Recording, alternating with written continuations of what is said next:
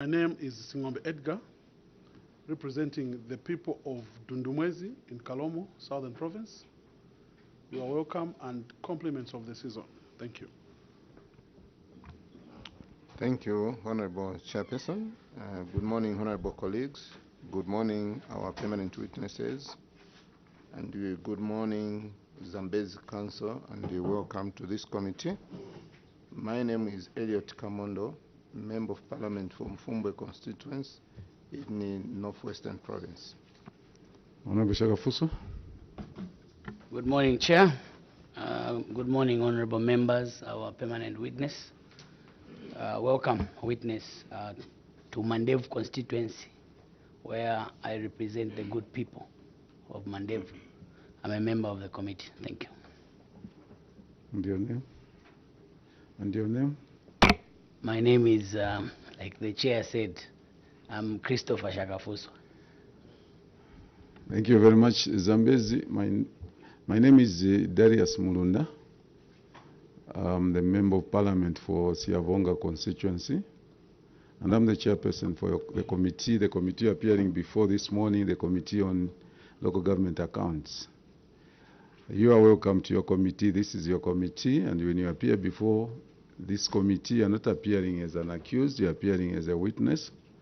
And under Cap 12 of the laws of Zambia, members of parliament are protected, they have immunity that protects them in the house, that whatever they say can never be used against them in any courts of law. And the same is extended to you when you appear before any parliamentary committee, that you are given you are conferred with the immunity that whatever you say during our deliberation will not be used against you in any courts of law.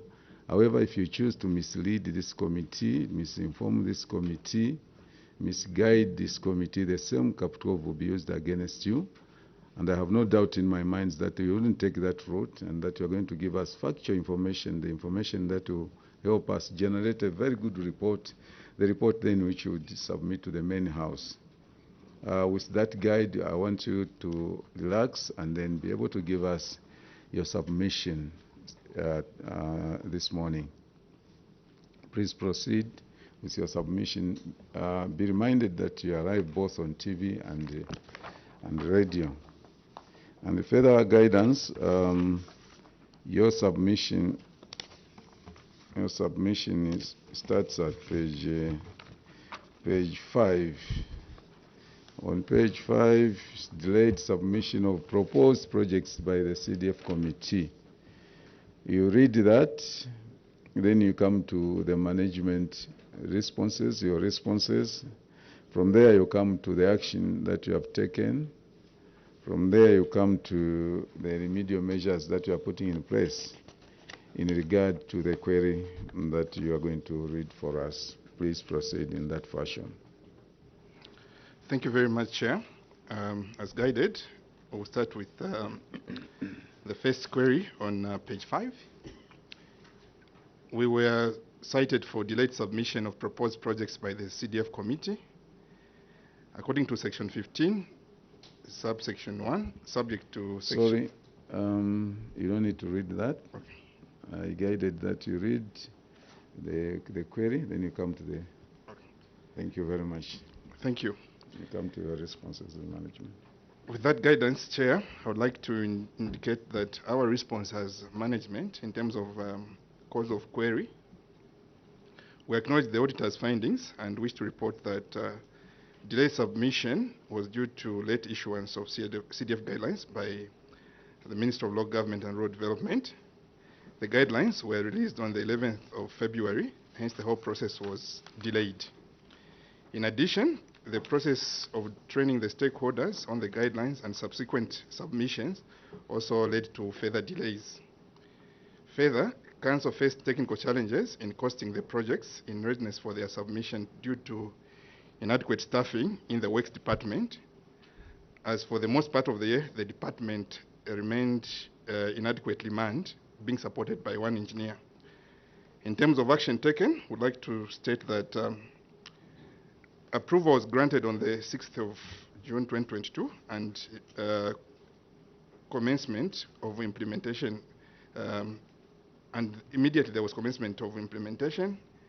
Council has since rectified the issue of delayed submission to the Ministry of Local Government and Rural Development for approval, as can be evidenced through our submission of proposals for 2024, which has already been done as of the second week of January 2024 for this year. We further wish to report that Works Department is now adequately staffed.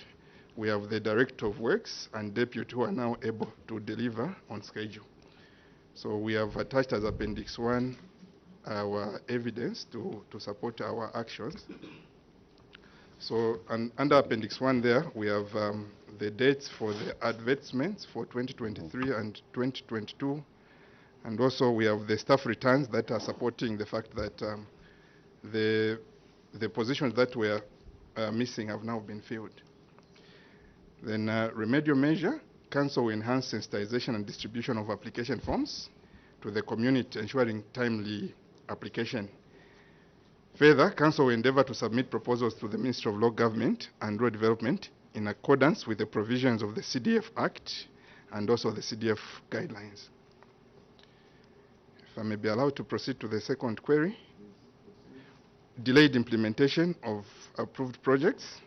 So we have a schedule, Chair, of 18 projects that were cited as having been delayed in terms of implementation.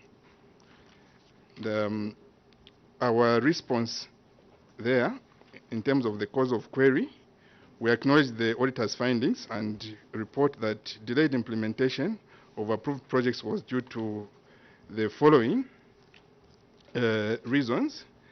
There was revised cost estimates under Zambezi East, which were only resubmitted on the 1st of September 2022, which the Ministry of Local Government subsequently approved on the 12th of October 2022. This was due to the reason that has earlier been stated of inadequate technical capacities in the Works Department, and this affected the timely submission or the timely implementation of the projects. In terms of action, we restate that the issue of poor staffing levels in the Works Department has now been addressed. We have the Director and Deputy Director who have filled the positions. We also wish to state that the positions of the Procurement Officer have also been filled, because most of 2022, again, the section was manned by one Assistant Procurement Officer. In addition to this, in 2023 alone, we have facilitated capacity building trainings to our local contractors. I think 3 of them have been conducted during the year. So the cited projects are active, with some already completed. So we have attached as Appendix 2 the status as at December 2023 of the 2022 projects. In terms of remedial measures, we shall adhere to timelines in the implementation of CDF projects to ensure timely approval and award of the community projects, as well as constantly engage the local contractors on the use of the EGP. Then we also cited specifically on some projects like Mayenu, delayed implementation. So in terms of the cause of the query here, we acknowledge the auditor's findings and hereby report that delayed construction of 1x3 classroom block at Mayenu was due to low capacity of the contractors, as the contractor relied on hired equipment to execute the project, as this was their first time. So in terms of our action taken, we wish to report that the contractor requested for time extension to complete works. The application for extension, as provided for in the contract, clause 8.4c, was granted, and the contractor is currently on site, and the works are 75% completion, expected to be completed by mid of February, that is 15th February 2024. Management has continued to strengthen the capacity of local contractors, as indicated through the trainings that were conducted in 2023. Remedial measures will continue facilitating capacity building for local contractors so that they can deliver on contractual obligations, and where they will fail, we will have no option but to proceed to terminate such contracts. We also have another project that was cited for delayed implementation, which is College Community School. The cause of query, we acknowledge the auditor's findings and report that delayed construction of 1x3 classroom block at College School was due to local capacity of the contractor, who also had similar issues as the previous contractor. In terms of action taken, we wish to report that the contractor requested for an extension of time to complete works. Despite the contractor being given extensions, they've failed to move on site and complete works. And because of that, we are in the process of terminating this contract as provided for under clause 15.2b of the general conditions of the contract. So we have the evidence to support this at Appendix 4. Remedial measures will continue facilitating capacity building for local contractors so that they can deliver on their contractual obligations, failure to which we have no option but to terminate. We shall also proceed to report non-performing contractors to ZPPA so that appropriate action can be taken. The next query we were cited for, Chair, is on bursaries, secondary school and skills development, late submission of bursary applications for approval. So we have a list of reasons there as to the cause of the query. Bursary, secondary school and skills development, late submission, we acknowledge the findings of the auditor. As cited earlier, we relied on the guidelines that were released on 11th February 2022, hence delaying the entire process. And as such, we could not conclude the formalities by the end of March 2022 as required. Further, there was poor response from the community as they lacked information, and this was evidenced by low applications. We had to embark on sensitization of stakeholders to increase demand for the component.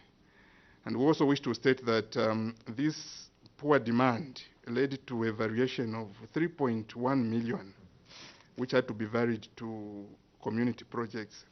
So, Chair, it was difficult for us to proceed because it was going to defeat the whole process, as can be seen from funds that went unutilized. In addition, the process of sensitizing stakeholders on the guidelines and the subsequent sitting of the CDF committees meant that we couldn't meet the required deadline of end of March. In terms of action taken, we wish to report that the issue of delayed submission of proposals to the Ministry of Local Government and Rural Development for approval has since been addressed, as can be evidenced by the fact that this year we've been able to make all these submissions in the second week of January, and we are hoping that soon these will be approved so that we can proceed with implementation. We further wish to indicate that we've continued with sensitizations. All the 54 zones of the district have been sensitized to ensure maximum utilization of the bursary funds. We have evidence under Appendix 1, which shows reports of the sensitization meetings that have been conducted in order to increase demand for the component under the bursaries. Remedial measures will ensure that applications under all the components of the fund are submitted in the preceding year as guided by the CDF guidelines and the CDF Act. The Council, in collaboration with the Ward Development Committees, have since been conducting CDF sensitization programs in the preceding year of implementation for the purpose of timely submissions. The next query is to do with grant empowerment, late submission of empowerment grants, applications for approval. Chair, I would like to state that we do acknowledge the findings of the auditors and report that late submission of empowerment grant application for approval was due to the reason that we cited earlier, which is late issuance of the CDF guidelines by the ministry, which only came through on the 11th of February 2022. And also to conclude, the processes involved in the approval process meant that we couldn't submit by end of March 2022. In terms of action taken, we wish to report that the issue of delayed submission of proposals has been addressed, and we can report that this time around we've already submitted as of second week of January, and also to indicate that we've continued with sensitizations, with all the 54 zones of the district having been reached, as evidenced under Appendix 1. In terms of remedial measures, we wish to Council will ensure that applications under all the components are submitted as provided for under the CDF guidelines and CDF Act on the guidance it provides on the timelines. Council, in collaboration with Ward Development Committees, has also been conducting sensitization programs in the preceding year of implementation to ensure timely submissions. The next query we're cited for was failure to account for empowerment funds. We do acknowledge the auditor's findings, and we wish to state that this project under discussion, which is Kisui and Zambi, is one project in Kisui and Zambia has failed to account for the findings, for the funding totaling 90,000, which was meant for fish business. On its part, and in accordance with the CDF Act and the Public Finance Management Act, we did facilitate disbursement of the funds. In terms of action, we would like to state that the matter concerning this club, Kisui and Zambi, is under investigation by the Anti-Corruption Commission, who picked it and instituted investigations. We have evidence to support that this matter is under active investigation of the Anti-Corruption Commission under Appendix 5. In terms of remedial measures, we are making sure that sensitization, training, and monitoring on beneficiary clubs on financial management is conducted before grants are disbursed to avert such incidences. The other query has to do with unaccounted for grants. So again here, we have two clubs that were cited. We have Nyachiteta Cooperative, cited for failure to account for 20,000, and the Chiahala Youth Club, cited for failure to account for 15,000, totaling 35,000. We do acknowledge this finding by the auditor, and wish to indicate that the clubs failed to account for the funds that were disbursed to them as part of their loans. Action taken: management wish to report that Council wrote to the two clubs to refund the funds by the 1st October. However, none of the mentioned clubs has refunded. The matter was presented to the Constituent Development Fund Committee and also to Council on 28 December, where it was resolved that additional 3 months grace period be given to the said clubs for them to pay back. Further, we have written the Minister of Local Government and Rural Development for further guidance on how to deal with non-compliant groups, as our perusal of the guidelines showed that the guidelines are silent on this matter. So we have evidence to support that action on Appendix 6. In terms of remedial measures, we have heightened sensitization and monitoring of grant beneficiaries in the district. All beneficiaries are being sensitized and trained on financial management to avoid issues of misapplication and misappropriation.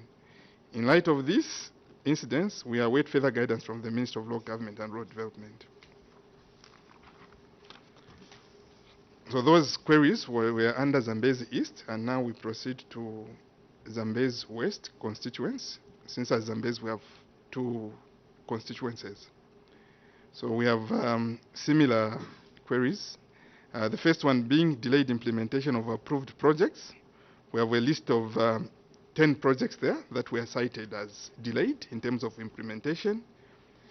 Cause of query: we acknowledge the auditor's findings and report that delayed implementation of the projects was due to the following reasons. As cited earlier under our presentation on Zambezi East, inadequate technical capacities in works and procurement sections, with most part of the year being manned by inadequate officers who were expected to deal with 2 constituencies. Further, most of the project sites cited in the table are inaccessible from January to July. So, in short, Zambezi West only has an implementation window of about 5 months, given the flooding that takes place from the stated period. In terms of action taken, we have, I would like to reiterate our area submission that staffing levels in the technical departments, that is works as well as procurement office, have now been filled. And this has made it possible for us to make submissions in the 2nd week of January. In addition, we have continued building capacity of our local contractors and also taking them through the EGP as cited. Yes, you have what you have written. Just to be reading what you have written. Okay. Because as we are following, sometimes we'll say, where is this word? So just stick to what you have written. You may proceed. Thank you, Chair. So I'll start with the action taken. The issue of staffing levels has since been addressed, as Works Department now has critical positions of Director and Deputy Director filled, and position of Procurement Officer filled in Procurement section, as well as submit proposals on time, as can be evidenced by the 2024 proposals which have already been submitted as of 2nd week of January 2024. In addition, in 2023, capacity building trainings co-facilitated by ZPPA were conducted aimed at building capacity in how to respond to tenders and EGP. Remedial measures, management will ensure that the Works and the Procurement Department are adequately staffed for the production of bill of quantities, and advertising of projects are done promptly, as well as constantly engage local contractors on the use of EGP, and ensure that projects are implemented promptly without unnecessary delays. Next query, delayed completion of projects. So, Chair, we have a table there which has highlighted 3 projects for delayed completion. We have construction of 1x3 classroom block at Pungu. Just go to the cause. Okay, thank you. So, management acknowledges the auditor's findings and wishes to report that the delayed completion of projects was due to flooding. Management further wishes to state that implementation window for most parts of Zambezi West constituency is only 5 months, from August to December each year. This makes it difficult for contractors as works have to be suspended during the flooding period. And these projects could not commence immediately after they were approved because they were underfunded. They only commenced after additional funds were allocated to them. In terms of action taken, Pungu Primary School, management wishes to report that the contractor requested for an extension of time as the West Bank floods from January to July. The application for extension was granted and phase 1 of the contract has been completed. Then Chinyingi Secondary School, management wishes to report that the contractor has completed the works as the project was phased and the second phase was still within the contract period. The second phase has since been completed and handed over. In staff houses at Kakundu Primary School, management wishes to report that the contractor requested for an extension of time as the West Bank floods from December to June. The application for an extension was granted. The project has since been completed. Management made sure that the projects were completed in the additional time. Further, in terms of action, a landmark project at Muyembe for the construction of acro bridges by Zambia Army in collaboration with RDA and CDF is under implementation. This project will help alleviate the mobility issue within the constituents, and it will help mitigate that problem of flooding, making it difficult for the flood-prone areas being inaccessible during most part of the rain season, and we have evidence to support that. Under Appendix 7, remedial measures, management will endeavor to commence procurement processes for the projects in the West Bank early so as to award as soon as it's accessible before the West Bank is flooded. In addition, management will ensure that small bridges and culverts are prioritized for construction so that execution of projects can continue even when the West Bank gets flooded. Further, management has continued to build capacity in the local contractors and expect improvement in terms of contract execution since these rounds of contracts were a first for most contractors. Then we move on to bursaries, secondary school and skills development. The cause of query, we acknowledge the auditor's findings and wish to report that the delayed submission of proposed bursaries, secondary school and skills development was due to late issuance of the CDF guidelines. The guidelines were only released on 11th February 2022. Hence, the whole process of identification through to approval could not be concluded by the end of March 2022 in readiness for submission. Further, there was poor response from the community as they lacked information as evidenced by low applications. Council had to embark on sensitization of stakeholders to increase demand for the component. A total of 4.4 million had to be varied to the community projects component due to low demand. In addition, the process of sensitization of stakeholders on the guidelines and the subsequent sitting of CDF committees to submission of bursaries, secondary school and skills development for approval caused the delay. In terms of action taken, management wishes to report that the issue of delayed submission of proposals to the Ministry of Local Government and Rural Development for approval has since been rectified, as can be evidenced through our submission of proposals for 2024, which has already been done as of second week of January. In addition, all 54 zones of the district have been sensitized. Remedial measures, the Council will ensure that applications under all components of the fund are submitted in the preceding year according to the provisions of the CDF guidelines and CDF Act of 2018. The Council, in collaboration with WDCs, has been conducting CDF sensitization programs in the preceding year of implementation for the purpose of timely submissions. Next query to do with grants empowerment, late submission of empowerment grant applications for approval. Cause of query, management acknowledges the auditor's findings and wishes to report that the late submission of empowerment grant applications for approval was due to late issuance of CDF guidelines by the Ministry of Local Government. The guidelines were released on 11th February 2022.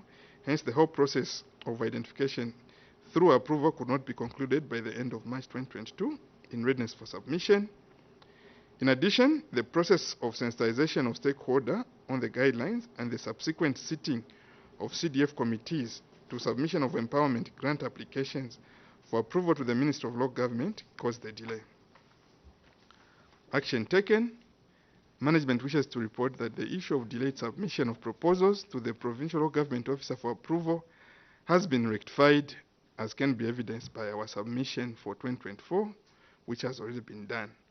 Further, all the 37 zones of the district have been sensitized to ensure maximum utilization of the bursary funds, as evidenced by Appendix 1. Remedial measures, Council will ensure that applications under all components of the fund are submitted in the preceding year according to the provisions of the CDF guidelines and the CDF Act of 2018. The Council, in collaboration with Ward Development Committees, has been conducting CDF sensitization programs in the preceding year of implementation for the purpose of timely submissions. Failure to secure hammer mill. So there we have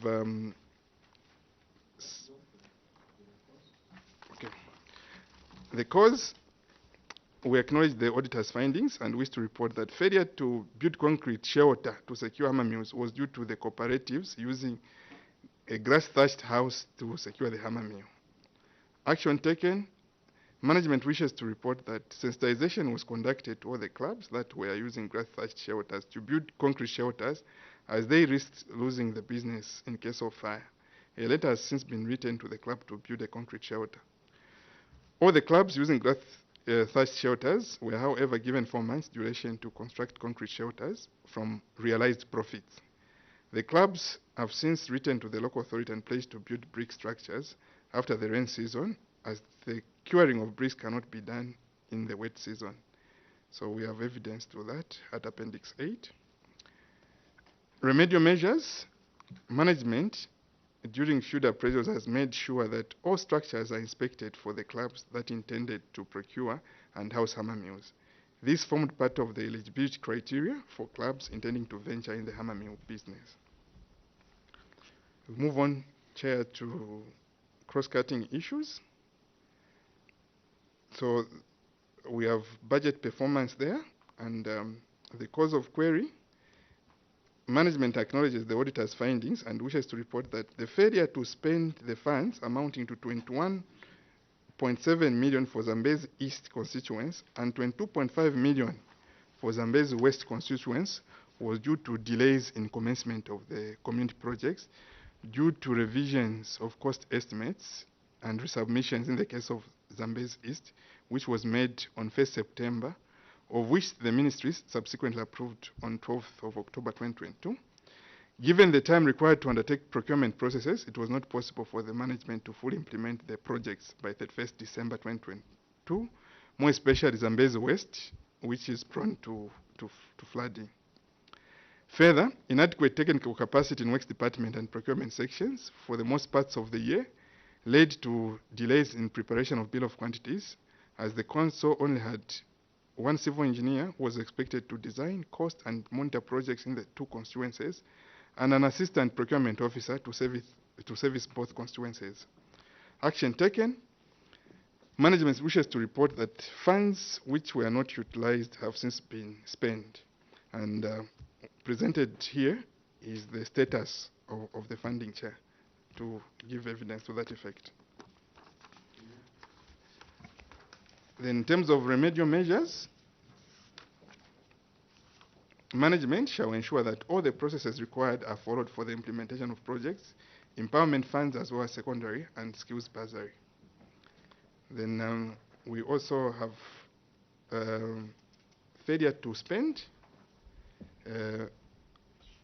Our response, we acknowledge the auditor's findings and wish to report that failure to spend funds amounting to 11 million under Zambezi East constituents and 11 million under Zambezi West constituents was due to delays in the commencement of implementation of the community projects.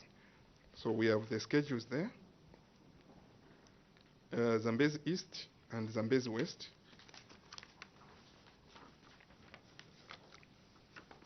Management wishes to submit that 3 additional projects from Zambezi East and 5 projects from Zambezi West have since been completed, bringing the total to 23. Further, 13 projects under outstanding projects have commenced implementation, bringing the total of work in progress projects to 33. These projects are expected to be completed by 30th of March 2024. Remedial measures. The Council will ensure that preparation of bill of quantities by Works Department is done early and all outstanding projects are completed on time as stated in the contracts. The next query is to do with misapplication of funds. Cause of query, we acknowledge the auditor's findings and wish to report that misapplication of funds by cooperatives amounting to 115,000 from Zambezi East and Zambezi West amounting to 100,000 on various activities that were not approved by the minister contrary to CDF guidelines. Action taken. Management wishes to report that during quarterly routine monitoring, we did observe that some clubs and cooperatives had changed the initial approved projects under the 2022 CDF empowerment funds, despite being trained on the procedure for changing an approved project. Council responded by writing all clubs who had changed the initial approved projects without following the laid down procedure of changing a project. Arising from this action, clubs have written seeking the authorization of change of approved business. After scrutiny, approval was granted to change nature of business. Management has also presented the issue to CDFC committee, written the Minister of Local Government and Rural Development through the Provincial Law Government Officer for further guidance. Remedial measures. Management wishes to report that necessary preventive measures on the part of council was undertaken by ensuring that all clubs are trained in the financial literacy and business management before disbursement of funds. Further, each club had declared to take full responsibility of the accuracy of the information they gave, as well as declared to take full responsibility in the event of abuse, mismanagement, defrauding of the funds provided for under the empowerment funds. The next query, failure to produce monitoring reports. Cause of the query, management acknowledges the findings by the auditor. Management wishes to state that ward development committees have been having challenges conducting adequate monitoring due to lack of transport. They have, however, submitted reports haphazardly. Action taken. Management wishes to report that ward development committees were trained in project management, IDP, and provided with monitoring too, as evidenced in Appendix 11. The remedial measures. Management will enhance biannual capacity building workshops for ward development committees to improve their operation, as well as procure bicycles for each ward development committees. Then failure to disburse soft loans, Zambezi East, 2.9 million. Management acknowledges the auditor's findings and wishes to report that failure to disburse soft loans was attributed to further guidelines which were issued in October 2022 under Circular number 15 of 2022, Treasury and Financial Management, dated 1st November 2022, which guided not to proceed with disbursements until conclusion of engagements with financial institution was concluded. Even after clearance, there was a long scrutiny process by the financial institutions on Credit Reference Bureau, resulting in disbursement of soft loans in 2023. In terms of action, management wishes to report that all the 2022 and 2023 loan beneficiaries have been paid, and beneficiaries are currently paying back to the financial institutions. We have Appendix 12 there. Remedial measures. The Council will endeavor to adhere to the approved timelines and ensure that beneficiaries are paid on time. Next query, that's bursary, secondary school, and skill development failure to report. Cause of the query, management acknowledges the auditor's findings and wishes to report that failure to report to learning institutions amounting to 342,200 under Zambezi East constituents and 108,300 under Zambezi West constituents was due to some learners who could not afford transport, food, and accommodation fees, as the area CDF guidelines did not have such a provision. Action taken. The institution indicated that they did not have cash on hand, as the same funds had been utilized in procurement of learning materials and equipment. They requested for a consideration that the funds be treated as advance for future students who would be sponsored under the fund. In light of the above, as at October 2023, 246,500 of the unutilized balance had been utilized, leaving a reconciled balance of 204,000 to be recovered when schools open this year, 2024. A further 40,000 has been recovered from Zambezi boarding school, which was able to make this transfer back to the account, as evidenced under Appendix 13. Remedial measures. From the year 2023, payment is only made after a physical head count of students. This is also in line with the ministerial guidance on the disbursement of bursary funds, which was issued on the 9th of June 2023. I wish to submit my clarification on the cited queries and assurance to the committee that remedial measures to the queries for Zambezi Town Council shall be adhered to. Thank you very much. Thank you so much, CS, for the elaborate presentation. Members of Parliament, your committee will be seeking points of clarifications. So you can take the questions. Members, we are aware there are 2 constituencies, so be specific. But Appendix 1 is for both Zambezi West and Zambezi East, eh? Yes. Okay, I just wanted that. Honorable Shakafuswa, Honorable Simumba, in that order. So, Chair, my question is dependent on the answer that I'll be given. So allow me to just ask this simple question on page 9. Page 9. On the delayed construction of 1/2 CRB at Kaleji Community School. I wish to find out from the witness the defect, the percentage of retention on the defect liability period. What was the retention on this contract in terms of the percentage of the total amount? You answer and then a Then I'll follow-up ask. will come. Honorable Simumba, you shall have to hold. Director of Works. Yeah, the percentage retention is 10%. Yeah, thank you so much, Chair. So let's go to the figures now. You're on page what? On page 9.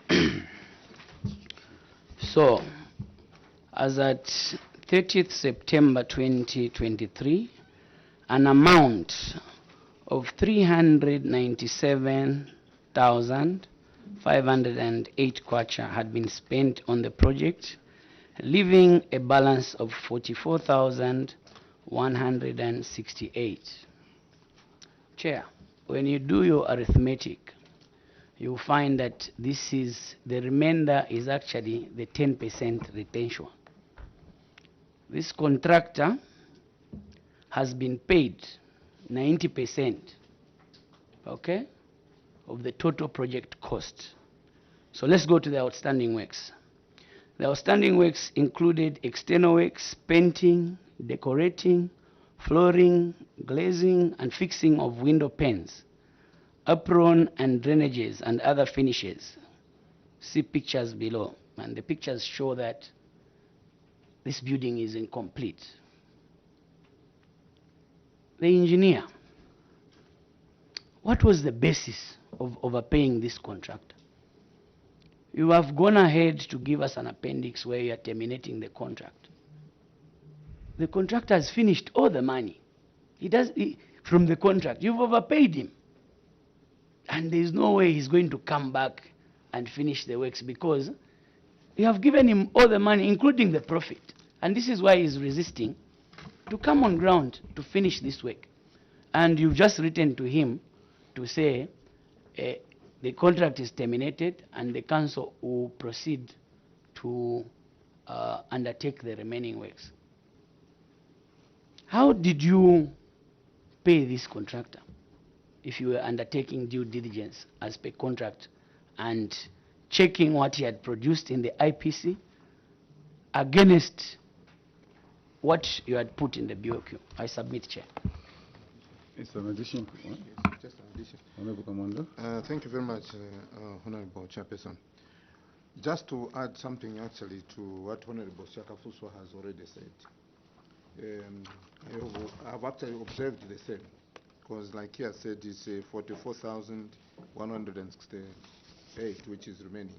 But there are too many, so many works.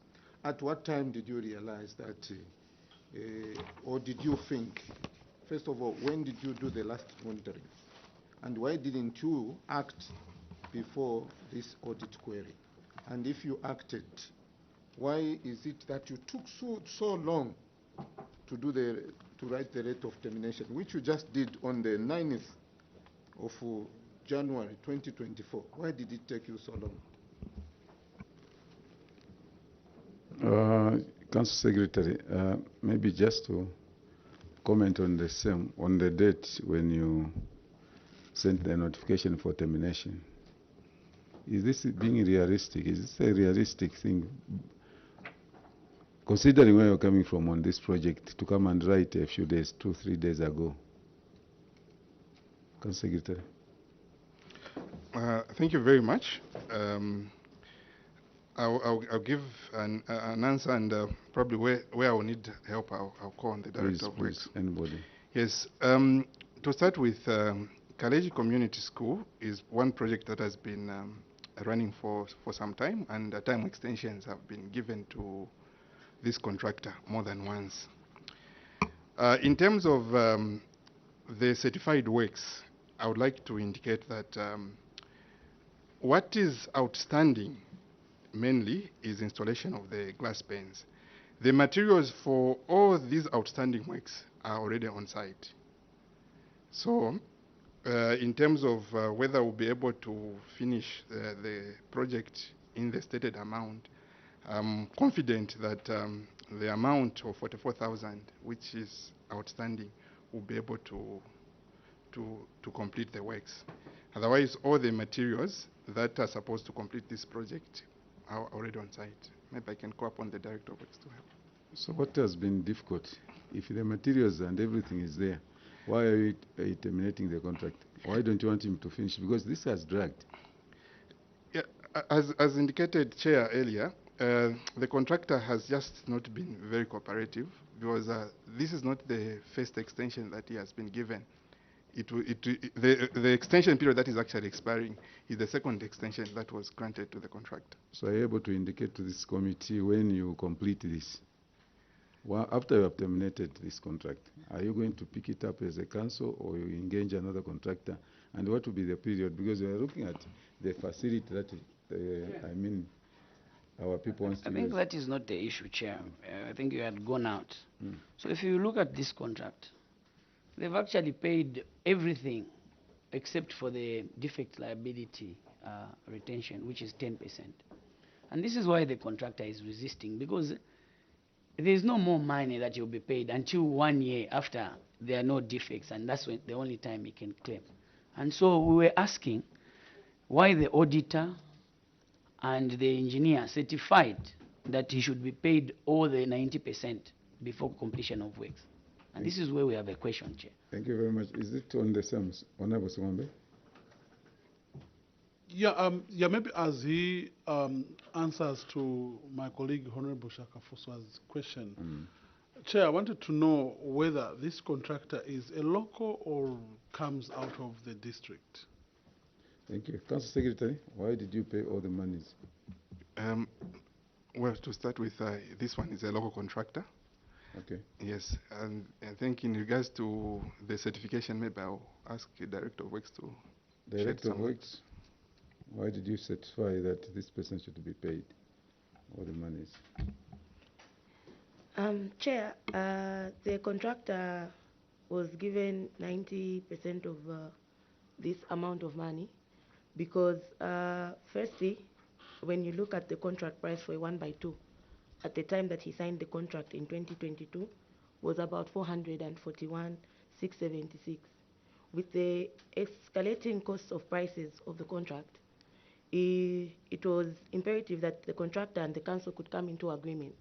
So when he had procured the materials for the works on site, and looking at the fact that even if we terminated the contract, we were at a loss, we had agreed that we'll give him a payment to pay his workers so that they could finish the remaining works on the contract.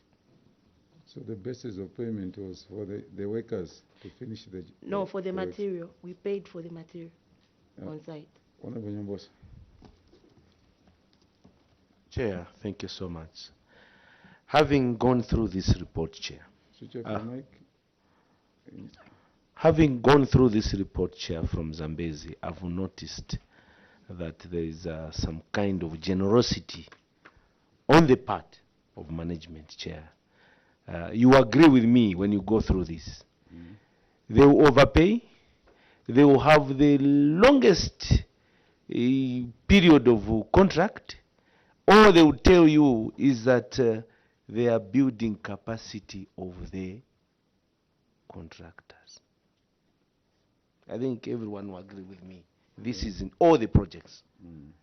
They are building capacity. The people of Zambezi, they want to see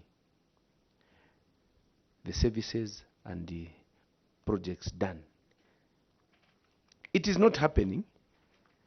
They have not attached the evidence of the materials procured.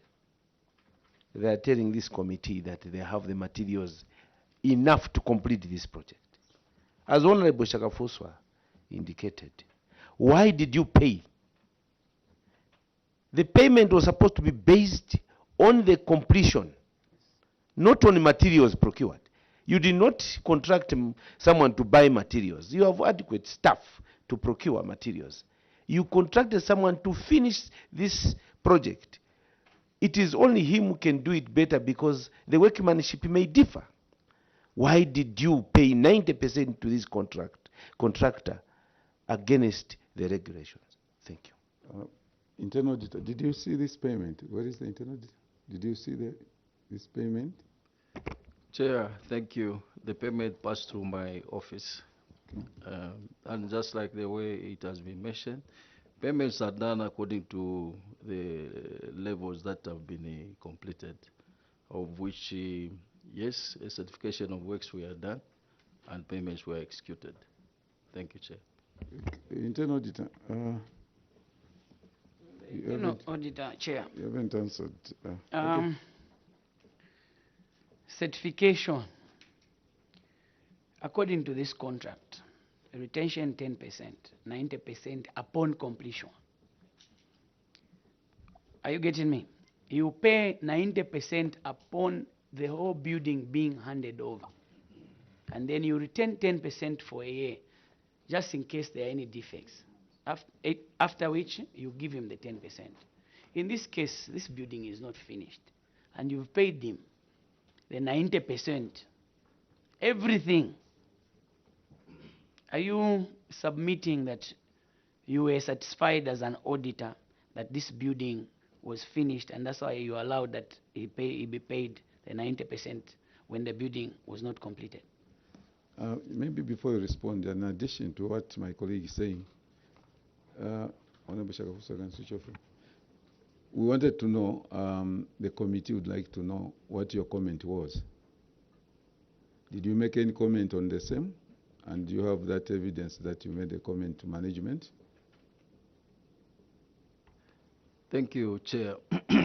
When we, in the 90%, this is where we are saying that we procured materials in line to the completion. Sir, we don't want to be going around over the same thing. We're asking you straight questions and you should give us answers. You are here to give us answers. My colleague here was just, Honorable Nyambose was just laboring to say no, 90% should not be materials. It should be the complete building. But in this case, the building is not complete. You have paid 90%. So we are asking you, as an internal auditor, as the person that checks on the payments and the works done.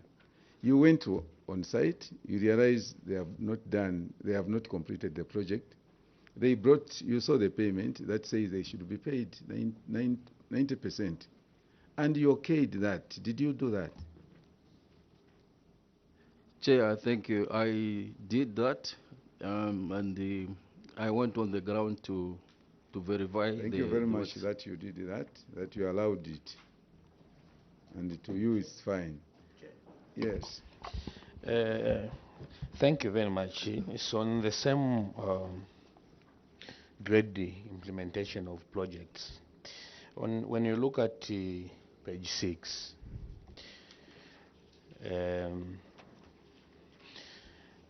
construction of 1/3 CRB at Mpindi Central at Mpindi in. Is that a new question? No, it's a connection. It's related to the same. All right, thank you. It's on page what? Page 6. In Mpindi ward, the contract sum to this 1/3 is 729.97.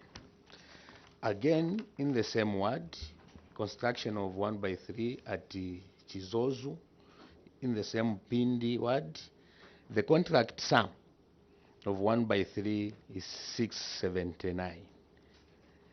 Chair, in the same ward, same 1/3, there is a difference in the contract sum. I would want to find out why is this different in the same ward doing the same work.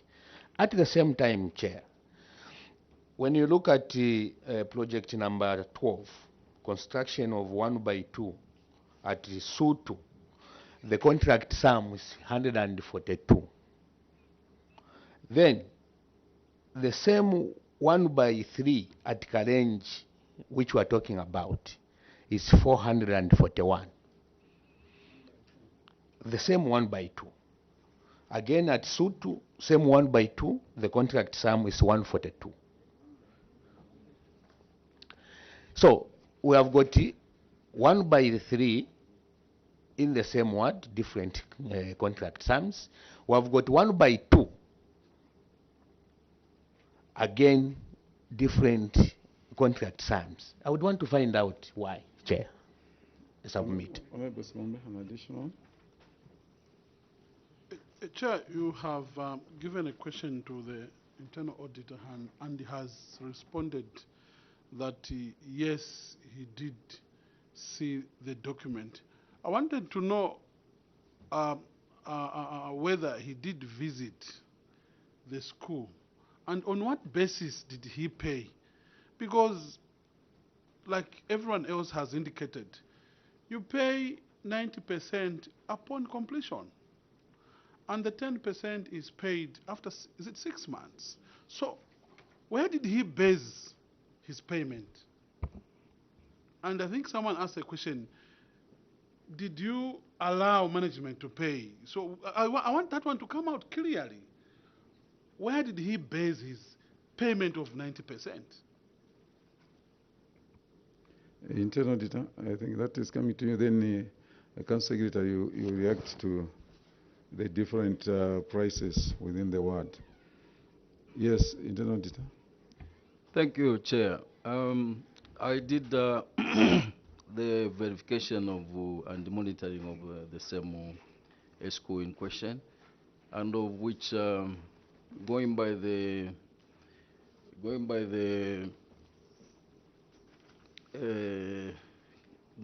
examination and the documentation. Internal auditor, if I was you, I would have just apologized. No. Because when you start explaining something that is against the regulations, because as an internal auditor, you need to verify, you need to assess, you need to advise. Did you verify that surely the management has to pay 90% before they completed? I submit, Chair. You see, internal auditor, I want you to be very careful. I'm using that word because I conferred Cap 12 on you. And Cap 12 has very serious consequences that if you mislead this committee. Let me put it this way. Are you now saying we should ask the auditors, they are here. They call somebody in Zambezi to go and check now. And what they will find is a finished product, because the 90% is paid on the finished product.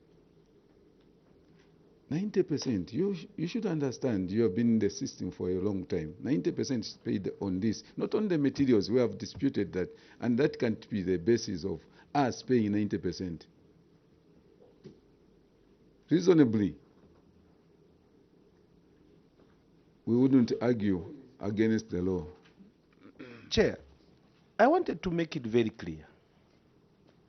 You privileged officers and this privileged committee, why we are sitting and assembled in this manner is to check that public resources are utilized according to the expectations and the regulation.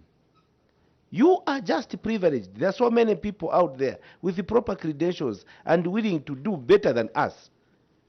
Now, the moment the chair and this committee are asking you, we are not here to say, according to me, that's what I did. It's not supposed to be like that. Are you in order to pass a payment that you know for sure does not pass the test? Public resources. The people of Zambezi are supposed to benefit from these resources given to them. Now, you are the people sitting in those offices. Are you doing the correct thing? You're not supposed to be told, no, you should apologize. We're asking you. We're not supposed to tell you to plead with you, apologize. No, you are cited for wasteful expenditure because you are the goalkeeper as an auditor. So this is what I wanted to emphasize, Chairperson, as we are sitting here. We are not here just to ask people, can you apologize, do this. You know why you're wrong. And the objective of the whole thing is to ensure that resources are utilized accordingly. Are you doing that? Are you the right person in that office? Thank you very much. I think we'll proceed. We will not force or will not guide the internal auditor on what he should say. The Office of the Auditor General, the supervisors are listening and are here. And we'll make a recommendation. We'll move on. Because we will not be going around on something that is very obvious. There are questions that Simumba asked. Thank you, Chair. Oh, Honorable Simumba, sorry. I thought you were outside. Please, go ahead, Council Secretary. Thank you very much, Chair. And we've taken seriously the council that has come through on the issue of Kaleji. I think we shouldn't have overpaid the amount that has been given. Period. Yeah. One issue that I think it's also connected to the question that was asked concerning the contract prices. The two projects. Yeah, yes. What I would like to state was that Kaleji was a project brought forward from 2021, and like I had indicated, one of the major setbacks that was at Zambezi Town Council was to do with the technical capabilities within the Works Department. So if you're not Chair, even realistically speaking, the amount that is cited as a budget for a 1x3 classroom block, 441, is I think so much below the market value of the project. This just speaks to the technical competencies that had lacked back then, and it had to come forward to 2022, unfortunately, with that same budget line, and that's how we are seeing that variance between a similar 1x3 classroom block and a similar 1x3 classroom block, which was area cited by Honorable Simumba to say it's coming to 729 and the other one at 779 when it is going at 441. So there was an unrealistic costing of these projects, and this is what even compromised contract management to the extent that probably management, in trying to think that they are helping the contractor complete the project, ended up certifying works, not based on the actual works done, but based on the materials that were on site, which shouldn't have been the case. Then to respond to the 1x2 classroom block at Sutu, which is costed at 142,000, I would like to indicate that in regards to Sutu, I think there was an error on our part in terms of description. This is supposed to be, it's a phased project and it's not a completion. Thank you, Chair. Thank you very much. Honorable Mtero. Just on page 9. Yes, are we all on page 9? Page 9? On the same college, page 9. What you've written is, has commenced the process of termination. What you have given us in the appendix, we have terminated. So what should we take? You are in the process, or you've terminated? No wonder the chairperson questioned the termination. And you terminate, like the Honorable is saying, after you would have paid 90%. What prompted that? What are you going to amend? What should we take? Process or termination? Okay. Chair, the correct status is we've commenced the process.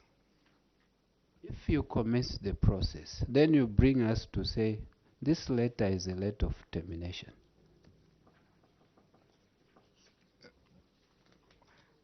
What should we take? Again, what should we take? You are saying you've commenced, but there's a letter of termination here. Appendix 4. Thank you, Chair. Maybe just to help the Council Secretary. The letter that is attached is a notification for termination. Notification For termination, because a contract it has to be terminated by the approvals authority, which is the procurement committee. So it's not terminated. It's not termination. We want to put things straight. So when is, just on the same, you said within 7 days, you wrote this letter on the 9th, eh? When is it expiring?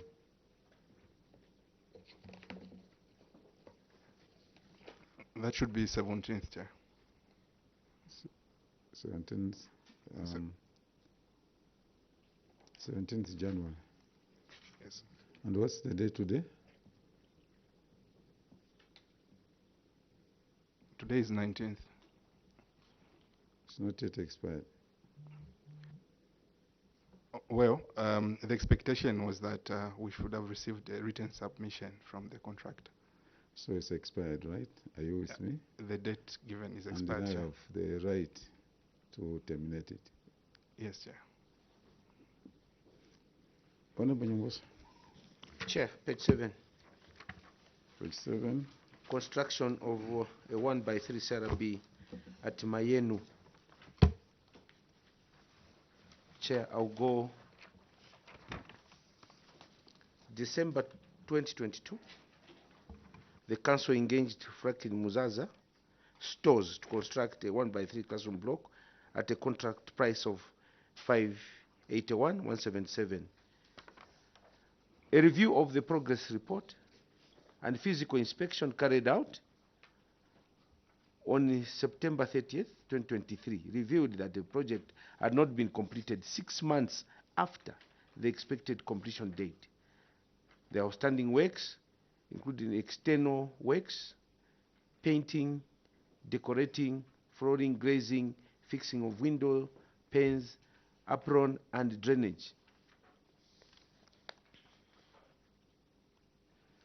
Chair, action taken. Management wishes to report that the contractor requested an extension time to complete the works. The application for extension as provided for in the contract clause 8.4 sub clause C was granted, and the contractor is currently on site. Is expected to finish in what? Then my consent, Chair, is we go to Appendix 3.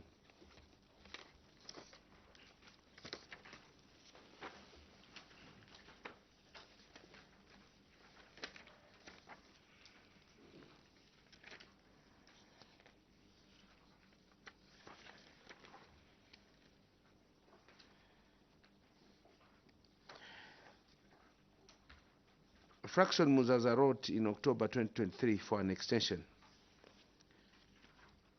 which was granted very well.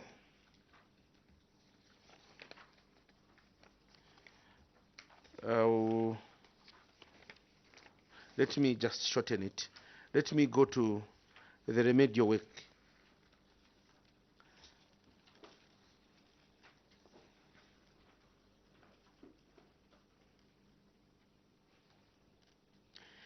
The remedial measures, Chairperson.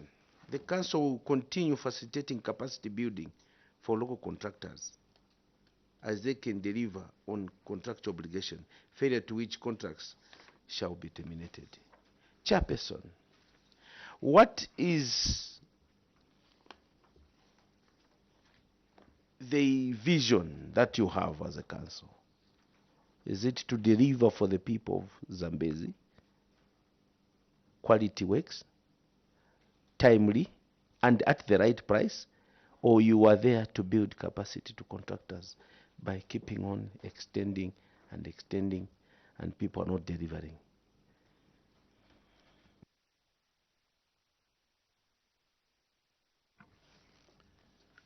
In the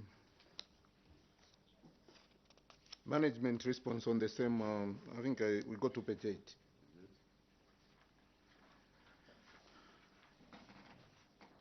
Management response. Management acknowledges the auditor's finding and wishes to report that delayed construction of 1x3 classroom block at Mayenu was due to low capacity of the contractors, as the contractors relied on hired equipment to execute the projects, as was their first time to execute a construction project. I want to find out which are these equipment that the local contractors actually were lacking in order to execute these projects. Secondly, I want to find out from you the delay of this project. Did you also contribute as a council to the delay of the completion of this project? I want to take you to Appendix 3.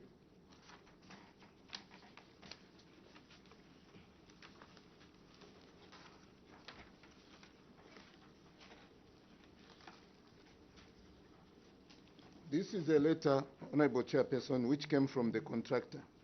Yes. And he was asking for an extension to do his works very well. I'll just go to where he says, the subject above refers. I write to the council to extend the contract, which then above the reasons tabulated below. The contract total weeks are 16. The first inspection team at foundation had advised to redo footing, thickness, and whatever, which took about 3 weeks. Then my concern is on the second last paragraph. I was paid my first interim payment certificate, which was hitting my account, and the total amount of 145,394 kwacha 64,004 to procure part of the building material on the 6th of March 2023, which is 3 months, 4 days, which elapsed from the contract award period. Now, it looks like from what I'm getting here, this contract, even the contractor, was delayed by management. And that is what delayed him actually to do the works. So I want to find out from you, are you admitting that the delay was partly caused by your council? Because this contractor was almost doing his best. What is your position? Maybe if you can clarify on that. Thank you very much, Chair. If I may be allowed to respond by first addressing the question from Honorable Nyambose. I think he has asked whether we exist to build capacity or our vision is that of quality works. I would like to state, Honorable Chair, that I think given our market conditions in Zambezi, I think we have to deal with both. Both in the sense that when you look at our local market for local contractors, I think I would say we haven't gotten to a point where I would say our market is mature. And it probably explains why we may seem to be, I think, taking it easy or treating our contractors with soft hands. Because the truth of the matter is, if we have to stringently apply contract management on our market, what will happen is we'll be terminating even 90% of our contracts. Now the question at that point will be, whose interests are we serving? Because I think government position is very clear when it comes to CDF. It has been made very clear, and even I think ZPPA has issued guidance to that effect, where they've said we need to relax entry requirements for these contractors. And that is why we have stated even in our report that most of these contractors are first-timers when it comes to execution of the projects. Without belaboring on that point, yes, all these members of parliament would like their people to do the contracts, to carry out the contracts, but not at the expense of service delivery. We will not do that. I think this is one thing that we have been engaging that PPA over the matter. And if you feel in your district you have no contractors that have the capacity to do anything, you are allowed to import within the province to build the capacity, because when you get a foreign contractor from another district, that will be allowed to work with your local contractors. At the end of the day, you are building a capacity. You'll be able to now start giving them, winning them, and start giving them their own contracts. But you know, because you are between two rocks, because this side you want to save the local contractor, this side you say you can't bring that, but you must find a place where you need to deliver service. So we will not wait for 1 year, for 2 years. Money is being released, and we are still waiting to build capacity, and we are extending the classroom where our children are supposed to be learning from, or the maternity where our mothers are supposed to be delivering from. We are waiting for a capacity. We allowed within the province, you can get a contractor. So I thought I should give you that as well. Guidance well taken. Thank you, Chair. CS on the same. Let's go to Appendix 3. And go to your last recommendation. And help your committee to clearly follow the happenings. We want to establish where the delays are coming from. Are you on your recommendations, appendix? Anyone who has found in your team?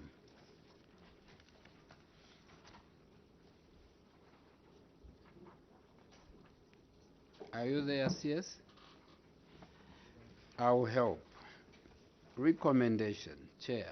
The Council has written to the contractor instructing, or it's them, to expedite and complete the works before the 25th of January, 2023. When you go on top, the work 75% done, remaining with painting, grazing. You write this letter, the remaining works, then now we are following extensions after extensions. So try to bring your committee in a good picture. I'll start. In January 2023, 75% works remaining. And it's just painting and stuff like. March, April, October, you are extending. Were you working in reverse? Are you seeing those dates? Clarify. Or any of your team? Director of Works. Chair, as you can see from the extension letters, the report that has been attached for progress for Appendix 3 is for Kalej instead of Maenu.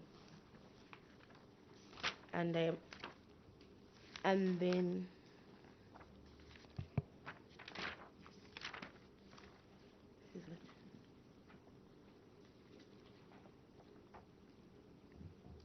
sorry. Yes, the progress in terms of extension of letters for Maenu, the contractor had written as at 29th March 2023 asking for an extension, which was granted. Then they also wrote to us on the 13th of October asking for an extension, which was granted. When we went to site to check on the works that were remaining on site, the works that are remaining are glazing, installation of doors and chalkboards, plus external works. Thank you. We recommended... Just there, Director of Works, the grazing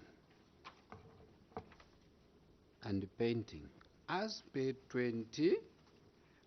15th January 2023, and you instructed that by 25th 5th of January. Those works must finish. Complete. Then you went on. Now March, October. Where are we?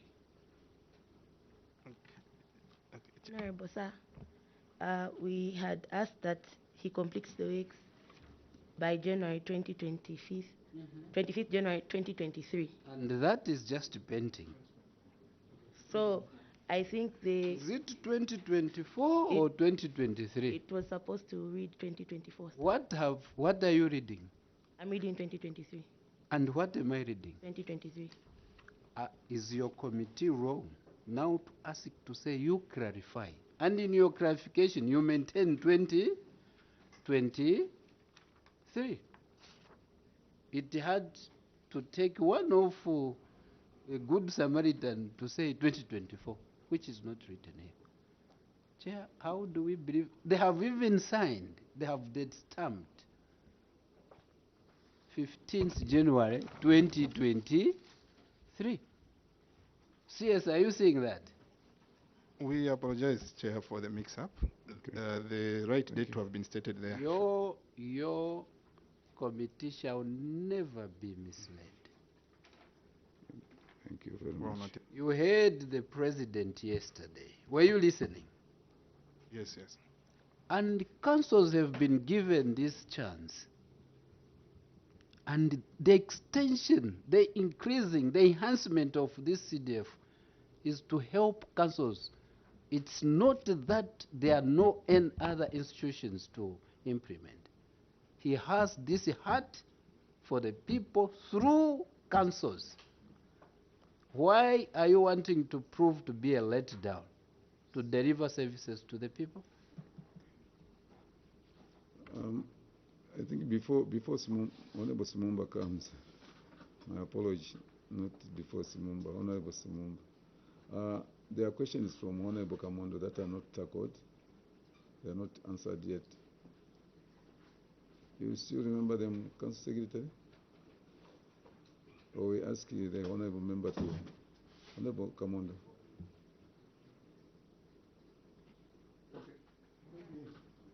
If you can allow me just to repeat myself, maybe I think we have had a lot of issues coming. Fine, so, fine.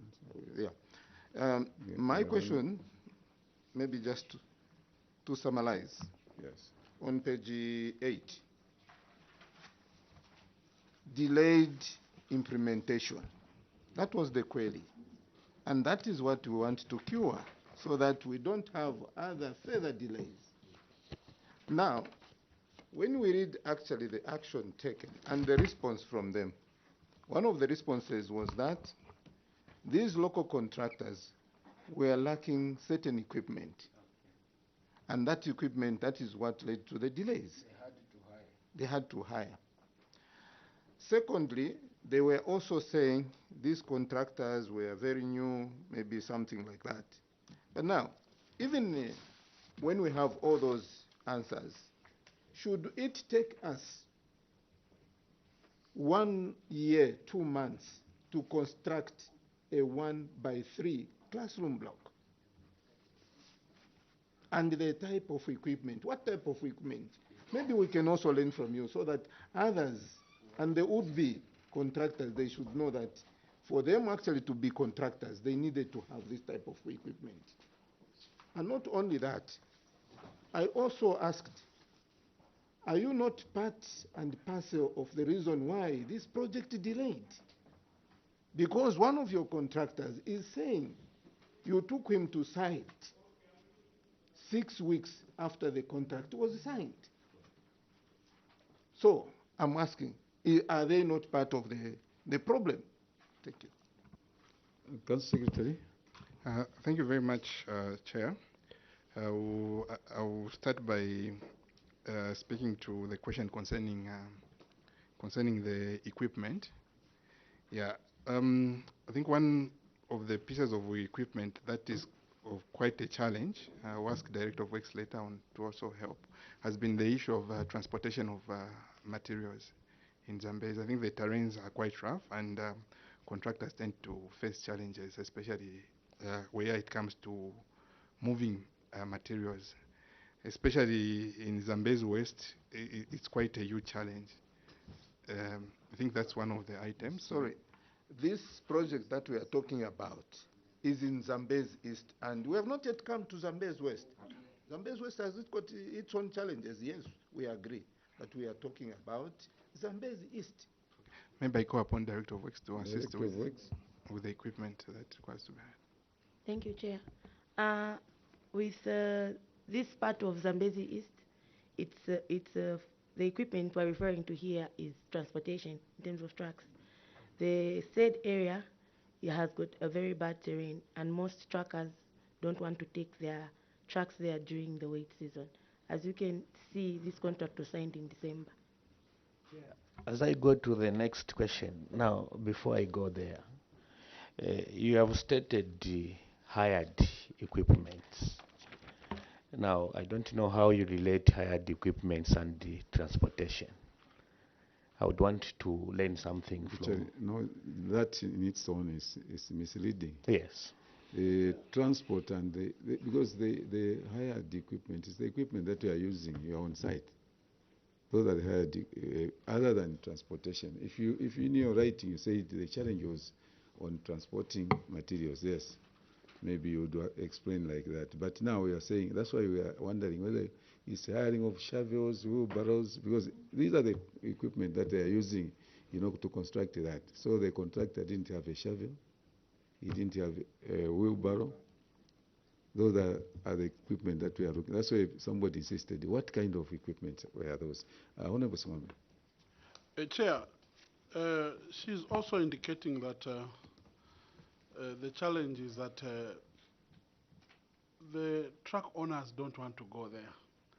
But Chair, the people bidded and were awarded, meaning before Site visit, everything was done, they visited the areas. Yeah, the site visit. So, so surely, how do you give contracts, or first of all, how do you bid, and then at the end of the day, you start talking about transport challenges? So I really need that kind of clarification. You bid and then you say, I have challenges of transport. Yes, that one without... Just to add on, I think it confirms my fears. This management, if you look at the whole report, or project implementation, they are on the side of the contractor. Someone takes site possession, is a local person, understands the terrain, they give a contract, then they start sympathizing that he has no tools, he has no this. And they're saying we are building capacity at the expense of the people of Zambezi. The president has said quality projects, quick delivery. Timely, yeah. When you look at quick delivery, it cannot happen the way you are doing. You are sympathizing with the contractor. No, we are building capacity. Instead of helping the people of Zambezi, you are on the side of contractors. Now you are saying, no, this contractor had no tools. What are you telling? Value for money, where is it? Maybe it's their companies. We don't want to go that way, but don't allow us to fill in the brackets. Just let me make the last comment on the same. On this one, Council Secretary, we are not, unfortunately, we are not taking your submission on this in terms of transport, just like my colleagues have put it, that we follow the procedures. All these members of parliament, they have their own constituency. I have a constituency as well. And I know that when the council say they advertise, then they put a day when it's the day for site visits. So that at times the contractor will say, no, me, I will not go there. I'll give you an example where I'm coming from.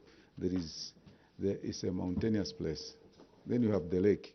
So we said the only way to get to that position is through the lake. You're using a rig to carry your materials, cement and everything. Somebody will say, no, I've never used water transport, I will not do it. So you back off. But if somebody says, I'll go on, it means that person is comfortable. So the issue to say, no, transport is what, to us it doesn't arise. And it doesn't hold water, and we will not take that one as a good submission. Chair, through you. what we are querying is delayed completion of projects. In that delayment, you lose the value for what? For money.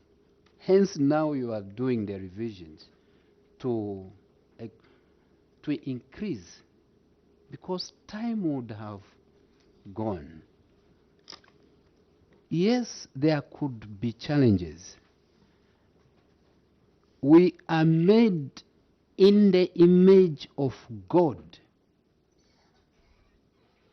No matter what a challenge, we are made in the image of God. Chair, at one time, a human being, or as human beings, as far as where God is, it is quite far. Human beings sat and said, we'll reach where God is. And they were almost reaching.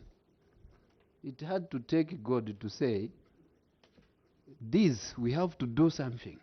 So, be it in Zambezi West. That's why we are there, for problem solving. We are there to solve problems. We must be equal to the task. You are made in the likeness of God. You are in Zambezi to solve the problems of Zambezi East and Zambezi West. Honorable Simumba, honorable members, I want to be exhaustive on our questions so that we move. We have always been on construction. We haven't checked. I'm sure I've gone through that. The report is also sad on bursaries and other things. That's why I'm coming. We need to look at the corporate. Yes, please go ahead. Thank you very much. On page 10, there is page 10. Late submission of bursaries application for approval. And the chair, this resulted in an spent amount 3,149,463.74.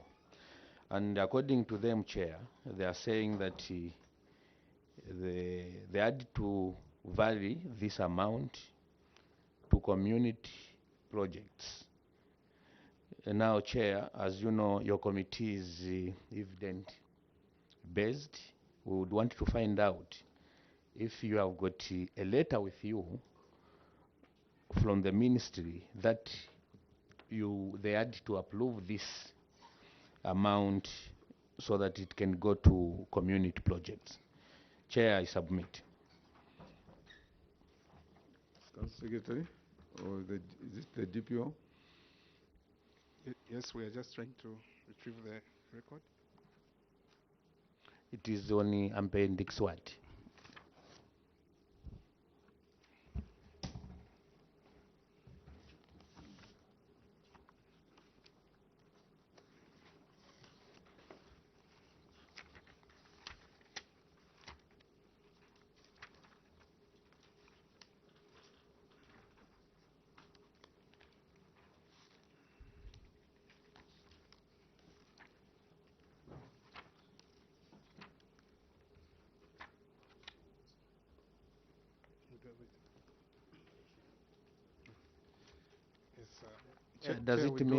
Does it mean it's not part of the documents that you have given us? We didn't include it because we thought it was not directly speaking to the query, but we did carry the letter. We have it in evidence.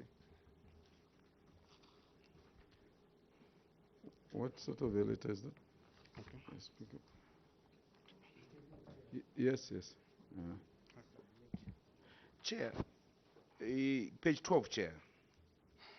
I will combine with failure to account for empowerment grants amounting to 90,000 kwacha towards a business project for Kisu Yanzambi Club. The project involved supplying of fish on Zambezi market and surrounding districts. A review of the bank statements for the club records revealed that the funds were drawn on 8th April 2022. However, the club could not substantiate what the funds were used for as at September 2023. Chair, the action taken by management towards this youth group, on this youth group called Kiswi and Zambi, was that they reported this matter to ACC. Then I'll marry it to unaccounted for grants totaling 35,000 kwacha. The same page, it continues to page 13, Chair. I'll go to this club grocery shop, one club which is near Chiteta Cooperative. They ventured into grocery club, or they applied to venture into grocery shop, or to be selling groceries, retailing. 20,000 kwacha. Chiabala Youth Club, 15,000 kwacha. They were in honey and wax. Total 35,000 kwacha. Unaccounted for grants for two clubs amounting to 35,000 kwacha. Chairperson, action taken by management. I'll go straight to the management's response. Management has written to the Minister of Local Government and Rural Development for guidance on how to deal with non-compliant groups, as the guidelines are silent on the matter. Chair, that is the thrust of my question. This other side, they were quick to take the matter to ACC. The other side, they have asked the Minister of Local Government for guidance, because the law was not adequate. It is silent. Council Secretary, would you furnish this committee what was the basis of reporting Kisui and Zambi to ACC, and not these other two clubs also reported to ACC, but you wrote to the ministry? Thank you, Chairperson. Council Secretary. Thank you, Chair. I would like to report that it's not the council management that reported this matter to the Anti-Corruption Commission. Anti-Corruption Commission on their own picked this matter and instituted an investigation. So it was not an initiative of the management, and that's why the actions may seem to be different. Our active action was on those two other clubs where we actually wrote. So, my follow-up question is that misappropriation or mismanagement of funds by clubs, contrary to the regulation, sanctions are applying. Why didn't you take interest after seeing the other Kisui and Zambi being taken by ACC, who are within your district, to ask these other also to be taken to ACC? Or you are confirming to this committee that any misappropriation, as management, you have nothing to do because you're not guided? What are the sanctions under the Public Finance Management, Public Finance Act of 2018, number 1, Act number 1? Are there any sanctions that you can pick that can help your management to instill punishment on these aiding clubs? Thank you very much, Chair. First and foremost, I would like to state that we are not sitting idle as management, and that's how come we've even been able to write these letters to the erring clubs. And one thing that I would wish to state, of course subject to your guidance, is that I think the Public Finance Management Act speaks to the acts or omissions on the part of the public officers. And that's how somehow we felt constrained to apply that piece of legislation to beneficiaries who in this part are probably not part of the scope. Thank you. Council Secretary. Where?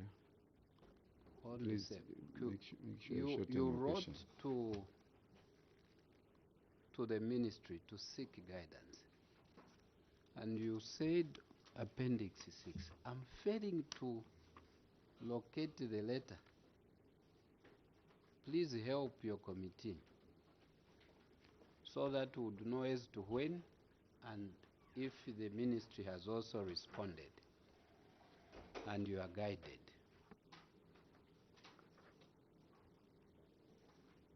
Honorable Singombe. Chair, it's a different question. Maybe more general, because you are... I just wanted to know, CS, as a local authority, what type of accounts are you running? And do you have some accounts that accrue interest? And in an event that you have those, what do you do with the monies that are earned from those accounts? Thank you, Chair. Council Secretary. Thank you very much. We have a letter. Maybe I start by addressing the earlier question. We have a letter as part of our Appendix 6, which is addressed to the Provincial Local Government Officer, dated 29th December 2023, which is titled Report on Failure to Account for Empowerment Funds, Zambezi East Constituency. Apologies if you may not.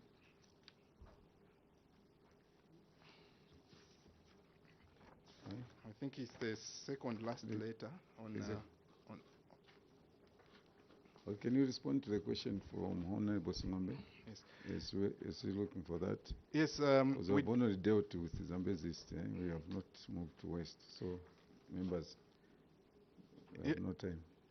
Yes, Chair, we do. Yes, Chair, we do have interest earning accounts, and these are the revolving fund accounts under ZDF, where we are administering the empowerment loans. Yes, and they've been able to earn interest, and as at the close of the year 2023, we have earned interest on these two accounts. Maybe I would just ask the Treasurer to give a report in terms of how we have proceeded with the funds. Treasurer. Thank you very much, Chair. Maybe just give us the figure that you have earned. Okay, Chair, Zambezi East revolving account has accrued 184,000, and then Zambezi West has 192,000, which has since been submitted to, because we are guided in a letter to which account we should take those funds. It's a treasury account, the consolidated account. Okay, Honorable Shakafosa. Yes, Chair, different question on page 28. 28. Okay. Yeah, Chair, maybe I'll now ask maybe the Minister of Finance to guide, because this is in a revolving account, and it seems each local authority has its own way of handling this money. Why don't we have a uniformed or a standard? Mr. Kazinga. Mr. Kazinga, Minister of Local Government. Thank you, Chairperson. I think as guided in the earlier appearances of councils, the other councils that appeared before your committee, we did mention that the loan revolving account, CDF loan revolving account, will have additional monies coming from, one, interest earned, which is amortized to the account for subsequent disbursements. Two is the recoveries that will be done from those who would have borrowed. Those monies, they go back into that revolving account. What you need to do as a council management is to report to your CDFC committee as what additional monies have come in that account. The main CDF account, for those that say are interest earning, that is reported back to the Treasury, to the consolidated fund. But even there is a window provision that you can still indicate to the Secretary to the Treasury that indeed you have got urgent areas where you need to apply the interest. And if granted, you retain that interest. So I think that's a position that is there, and which Zambezi needs to be guided. Yeah. On the flip side, why was it decided in that manner? Because within those accounts, you still be incurring some service charges, yes, at a concession agreed amounts. But then they are cleaned or cleared using the same end interest. I thought I could guide as such, Chairperson. Thank you. Thank you very much. Thank you very much. I hope it's clear. Zambezi, thank you very much. Honorable Shakafoso, you said page 28.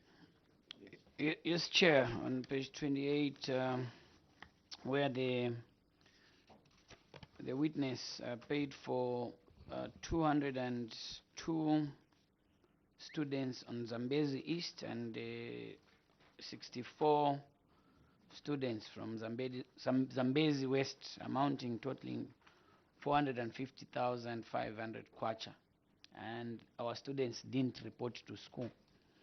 And so I note the action of the witness to record the funds. However, I think there's been commitments from the school that they use the money and they would want to take up future students.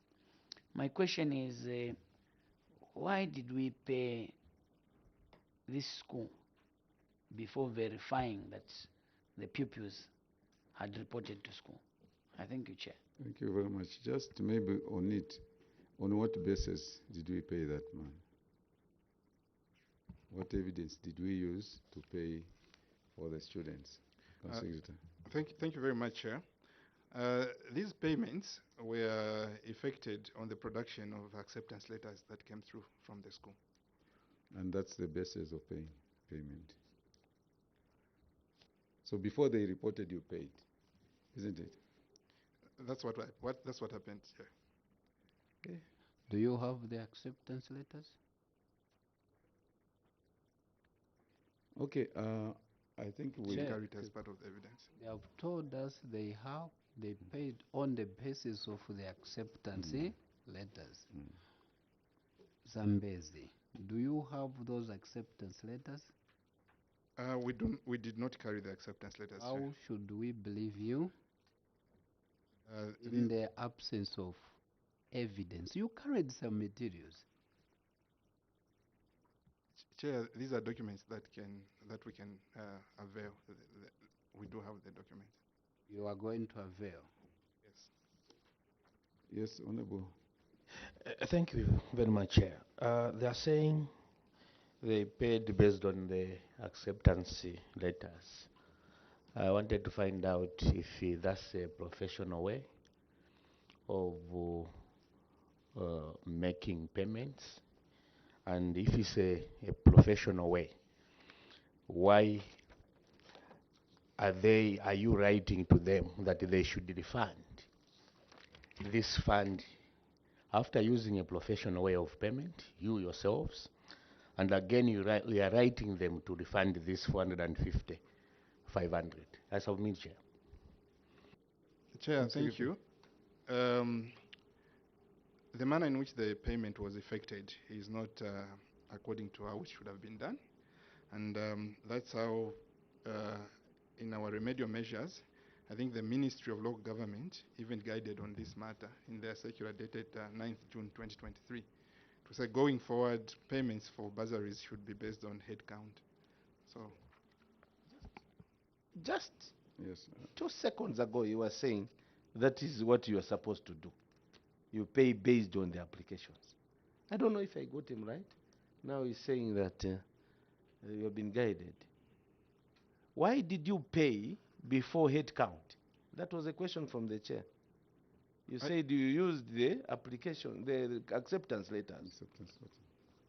Are the acceptance letters the head count? Chair, I did submit that that was not the right way to do it. Okay, Honorable Shakafoso.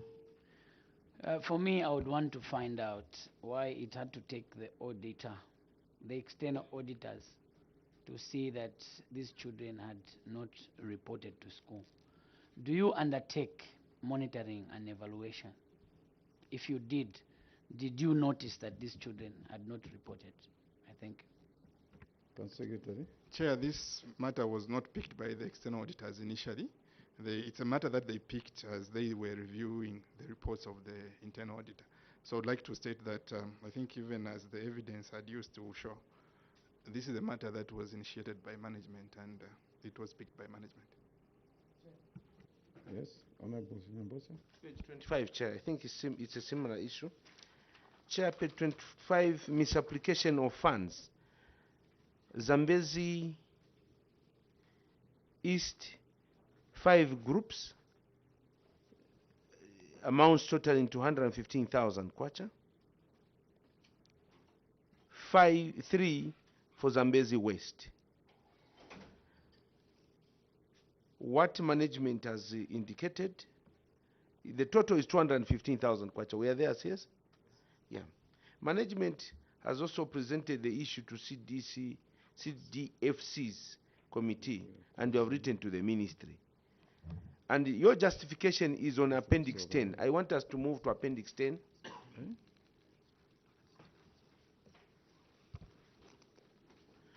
Appendix 10, Chair, indicates the letters that were done and the minutes of the ward development committees. If you read the first letter to the Council Secretary,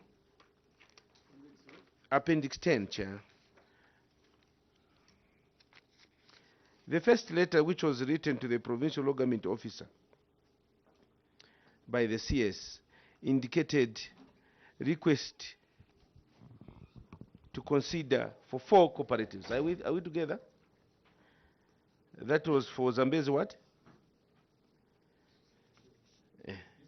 Then the other one you wrote again on November 6th. The one you wrote on November 6th. How many cooperatives? 1. The minutes attached. These are minutes of which were on October 23rd, 2023. Indicate how many clubs? 4. And the other minutes,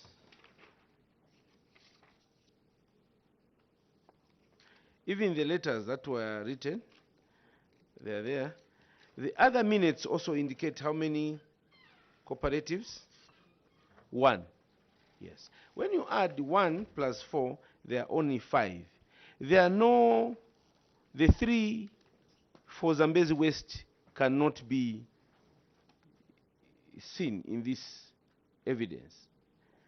Hence, I mean, even when the auditors queried for 8 clubs, how would you explain this, Chairperson? Maybe I will refer it to the district planning officer, Mr. Malambo. Thank you very much, Chair.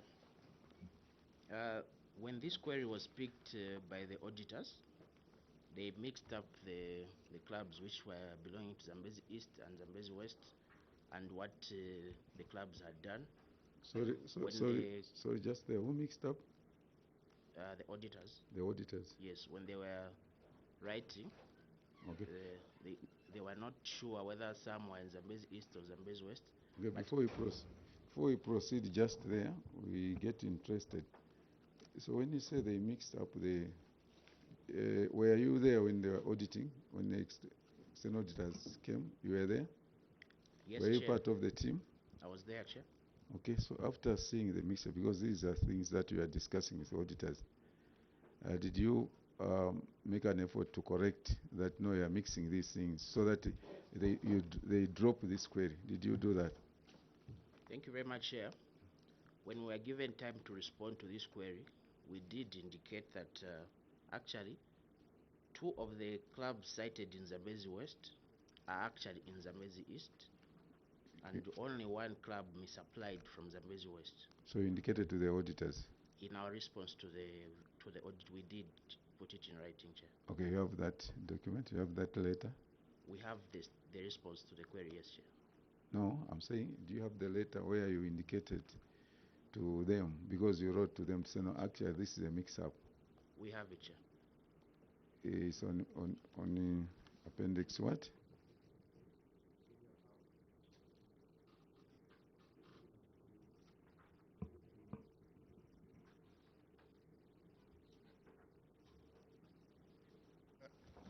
Chair, that evidence is in our management report that we sent to the auditors. I'm saying, do you have a copy of the document, management report you sent to the auditors? We do not have it here with us. Oh, you didn't carry it? No. But you have it? Yes, we do. We are able to avail it. Please send it to Secretariat. You're still responding? Go ahead, sir. Thank you, Chair. So, like I was saying, 2 of the clubs cited under Zambezi West are actually in Zambezi East. Okay. On the clubs that misapplied in Zambezi East, there are 4. For Zambezi East? 4, yes. Then Zambezi West, 1. Then the other 3 clubs actually were supposed to be cited under unaccounted for grants. Unaccounted for? Yes, so they had already been, they are the ones which have been cited under the query for unaccounted for grants. Thank you, Chair.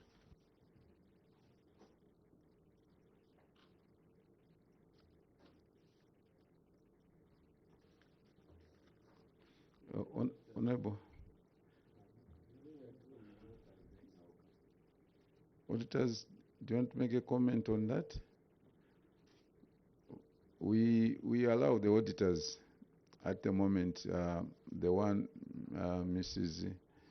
Malaira, we allow her to, we are getting these documents, we want to get the documents because we realize that she is coming to Northwestern Province for the first time. She has not even maybe stepped there.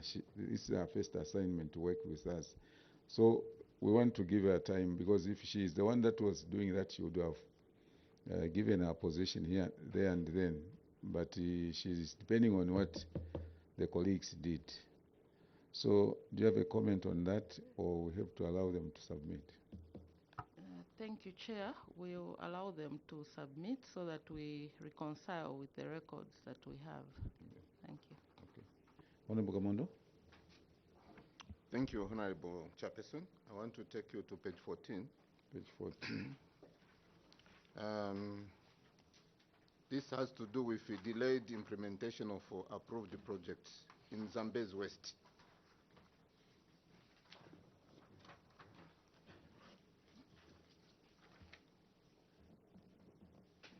The query is that 10 projects with a total allocation of 4,366,684 had not commenced. Now, earlier on, when we were tackling Zambezi East, we were given actually reasons as to why these projects were delayed. And one of the reasons, actually, they had problems with staffing levels. And this time, actually, they have enough staffing levels, Zambezi Town Council. Now the question is, why is it that projects have continued delaying, even when you have actually very good staffing levels? Secondly, why is it that these projects, some of them, they are still at 15%? Could it be the same problem of actually the local contractors? Or maybe can you shed some light? Then maybe we can ask some other questions. That, as you'll be responding, you have stated in no uncertain terms, categorically clear that due to floods, for your own information, which affects Mitete as well, implementation is very hard. I want to learn and hear from you. How are we going to mitigate? How are we going to be implementing projects in Zambezi West? And when you are giving contracts, what time frame are you putting in those contracts? Because if we cannot think through such things, the external auditor will still be catching us. Yeah, please. Chair, on page 21, Chair, it's a short one. 21, Chair. Failure to secure hammer mills. Chair, my question is, before approval. On page what? Page 21, Chair.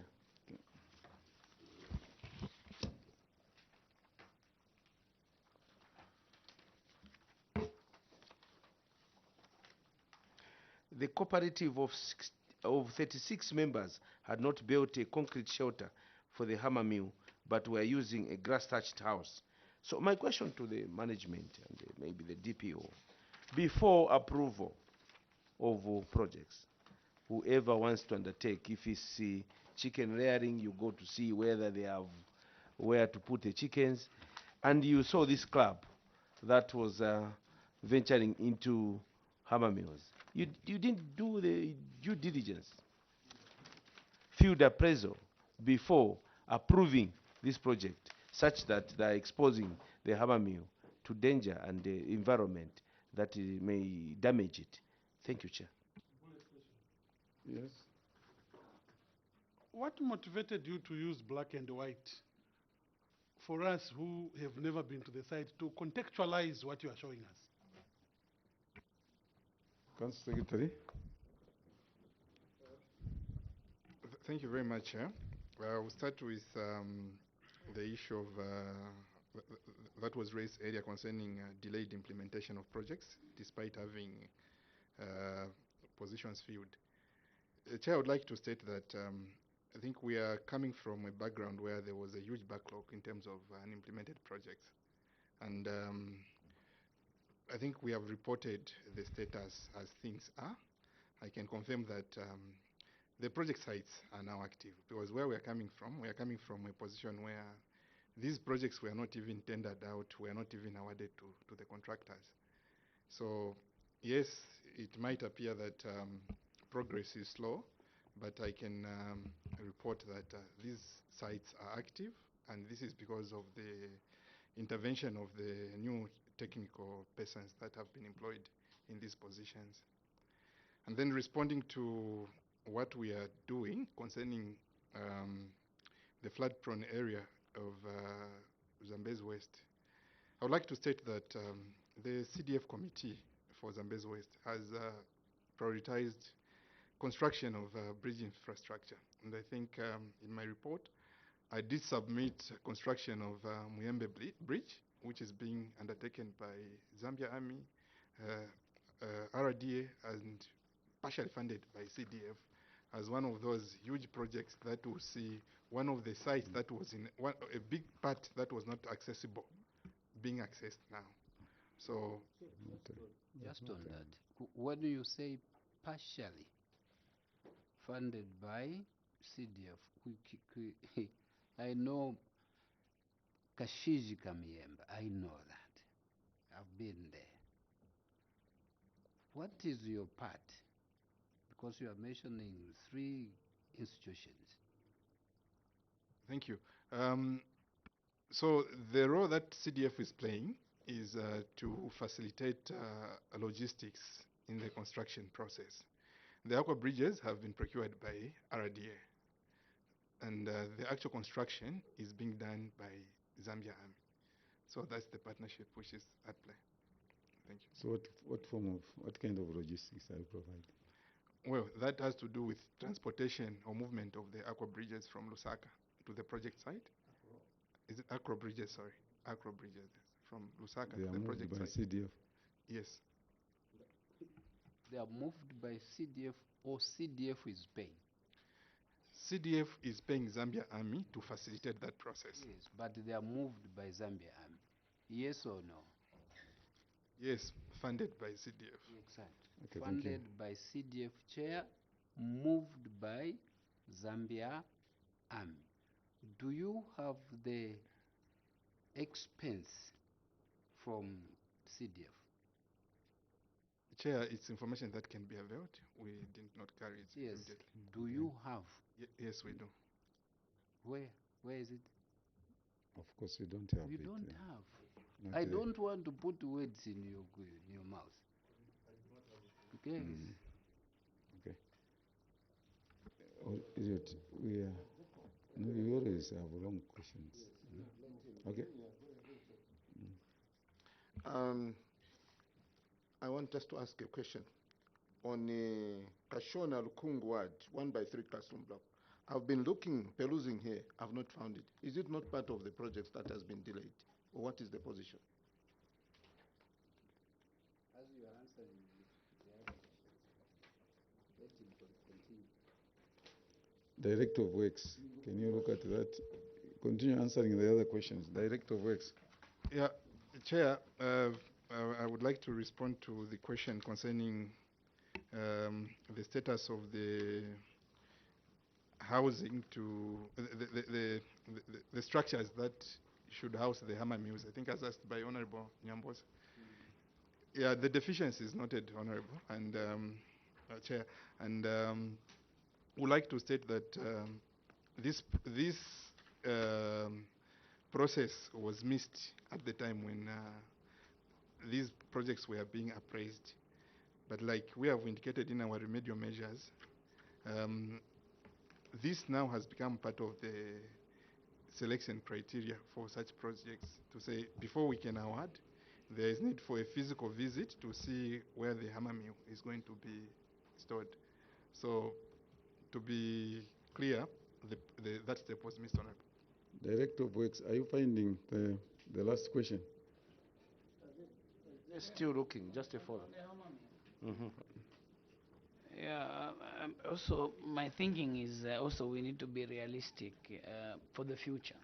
These are empowerment funds. And so when we are giving people 40,000, they have not done any business. We need to also realize, is this money enough or not? I think I wanted to just bring that into perspective because yes, the query is there and we are empowering people for the first time. They may not have the money, so we need to give them probably sufficient funds. I submit, Chair. Thank you. Director of Works, have you found it? Is it there? Yeah? Is it there? Do you have it? Maybe the DPO can come in? No, I want to hear what the Director of Works is saying. Are you saying it's there or it's not there? You have the mic in front of you, yes? On Appendix 2, it's appearing as number 4. It's appearing as number 4. Serial number 4. Honorable Kamondo, check on that. It's number 4. Number 4 on unimplemented projects, West. Honorable Kamondo, have you seen it? West. Mutero, please.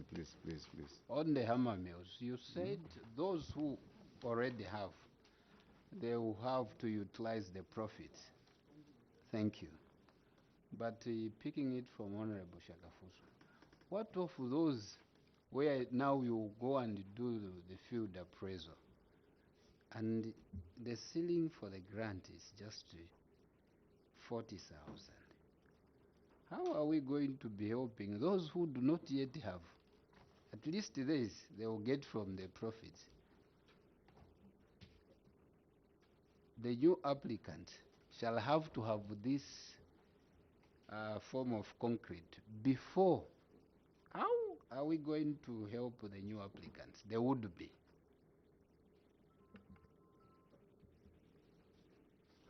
Chair, I think for us really, we have to operate within the confines of the guidelines. And if the maximum amount that can be paid is 40,000, then we have to take 40,000 as the maximum. I think if that will be the situation, then the expectation will be that the group will have to meet upfront the requirement as part of their contribution, because if we go beyond 40,000, then we shall be in breach of the guidelines. Thank you, Chair. And are we going to? Actually, Chair, during the field appraisal, I don't know, I just stand also to be guided. Empowerment grant for hammer mill does not include structure where the hammer mill will be housed. It is purely, and that's why they are asked to bring quotations, Chairperson. The issue of structures is the cooperatives themselves. They prepare themselves as upfront. Now, the issue is during the appraisal, if that is the case, what I'm explaining, during the appraisal, this club that is coming to say, or cooperative to say, we want to venture into milling, we want to buy hammer mill. During the appraisal in their areas, don't you check for the housing for the same hammer mill? Because this is what happens in my constituency, Chair. I'm talking from experience. They go around. Those who don't have, they're told, oh, don't, we cannot finance you. So do you do the same in Zambezi, or you just buy, then they end up putting in grass-thatched structures? Thank you, Chair. DPO. Thank you very much, Chair. In the year under review, that is 2020, I must admit that's not something we were doing. We have learned now the correct thing when it comes to hammer mills. As we are doing the appraisals for 2023 and 2024, we made sure that everyone who's applying for a hammer mill has got a structure to house it. I must admit it was something we didn't do in 2020. Thank you, Chair. Thank you very much. Any other question?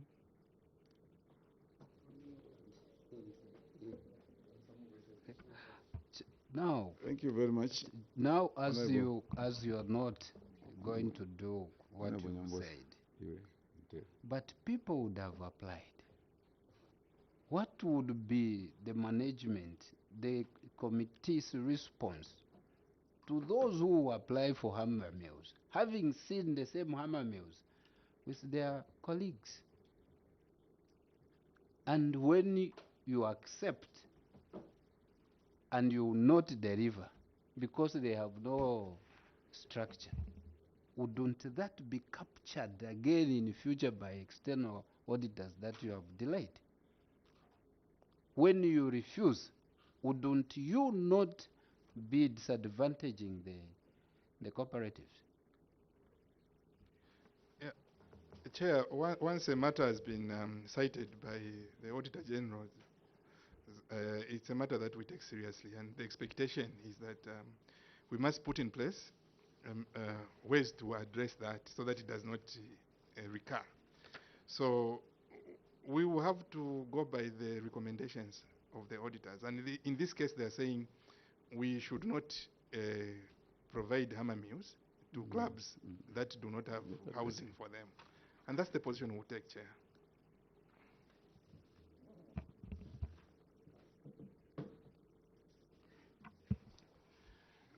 Thank you, Honorable Chairperson. What assurance are you going to give to this committee, especially on the delayed projects and the ones that you have not implemented, knowing very well that now you have got very good human resource and the acro bridges are almost being completed? What assurance are you going to give to the people of Zambezi West that come this year, it will not be business as usual? And what lessons have you learned from such? Thank you. Elliot, don't do that. Thank you very much. Would like to make to guarantee that we will make sure that we deliver projects according to the timelines, and I think we've already started doing that by where we are approaching 2024 already. Like I made a submission during my report, we've already submitted for approval, and we expect that within the first quarter, we should be able to conclude with the procurements. I would also like to state that most of these delays we are talking about are occasioned because of the backlog of projects that for a long time were stagnant. And we have been addressing that backlog. And going forward, we do not expect to have challenges. I think that's the assurance I would like to give. Thank you. Council Secretary and your team, we thank you for making appearance before this committee. But I want to put it on record that we will not be swayed by any sugar-coated statements that are coming from you in the absence of service delivery, in the absence of bringing development to Zambezi East and Zambezi West. I want also to put it on record that your report doesn't meet the acceptable standards of a local authority. There are a lot of gaps, and you arrive to that fact, and you are with me on that score, that there are a lot of gaps. There is no way, Council Secretary, you would go ahead, somebody brings an acceptance letter, and then you pay, you cut a check. That's unprofessional. That's unprofessional. I can go, there's a famous place here called Matero. I go and get an acceptance letter, you pay. The ideal situation or procedure is that you have the list from the Constituency Development Committee, the CDF committee, who produce a list. And of course, that list should be accompanied with acceptance letters, recommended names. And those who go into school, the school opens. The standard is after 2 weeks, you go there and you auction. You only sanction the payment after seeing the registers here. The school has provided a register, and you have verified, and the auditor has seen those people, those students or pupils. Then on that score, you're able to raise now the correct payment. Look at the amount of money that you overpaid. Look at the amount of money that you paid and students didn't go into school. Is that the prudence way of utilizing public funds? No, it's not. You are professionals. You are not like us. You are professionals. And every step, that's why we are not pleased with the auditor. And that should be on record as well. That the internal auditor did not provide the answers that we needed. The internal auditor, its performance unto us was is like below, par. Because him will be always evidence-based. We went there, we counted, we checked on the register, it's the same figure, then it's sanctions. Now you can go ahead and pay. The contracts, the infrastructure, the buildings that are taking place. This one is paid, this one is not paid. We are arguing why somebody should get paid like he has finished the structure. But 90% is paid. And then somebody is trying to justify, no, because we have the materials. You want to prepare Nshima. You have the miri meal, you have the water on the stove, in the pot and things. Can you say I have Nshima? It's not yet Nshima. So when you have the materials, the building is not complete. You can't say I have certified it's complete, somebody can be paid. So we should not do that. Our dependence is upon you as public officers, that whatever you are doing is helping this nation, putting the money to very good use. And development is dependent upon you as local authorities. The government is very concerned. The government, what we are now looking at is just CDF that we are auditing, the local authorities. You come back somewhere in April, I'm sure, for other issues, operations. But now it's CDF. This CDF has been increasing actually every year. And the idea behind that is that this money should change the lives of the people. Where there was no clinic, there should be a clinic. Where there was no school, there should be a school. Those that were just playing around in the compound, our children, they should be able to go for skills trainings. But if the driving, the engine of development, which is the local authority, is unable to see that, it's not doing that, then who is the let down? Because government there is goodwill from the government by releasing the monies. So working together with you and us as partners, we want to make sure that the ordinary person there, down there, benefits from this. The ordinary person down there is able to see that the government cares for them. So it's through you. A lot of projects here are not attended to. We would like you to produce, as you come back next time, a report of your monitoring, the way you monitor your projects, what you are doing on all those things, and so that we are able to follow, the nation is able to follow. Even if the people are not here, I know others are watching, others are able to see what you are doing, but we want the nation to know that Zambezi West, Zambezi East, things are happening through our good people, through our good technocrats that are there. You have seen the rating that was coming, the burning rate. When something little, when little is happening in Zambezi West or Zambezi East, the name that will come there, it will be Honorable Brian Kambita. It will be Honorable Musumari. It won't be your council secretary. So let's move at the same pace. We appreciate your coming and we wish you well, but we want you to do the right thing. Put your house in order and we'll have that. With that said, now I would like to withdraw the immunity that was conferred on you and allow you to travel back to Zambezi, even as you came. Thank you very much. Have a wonderful day.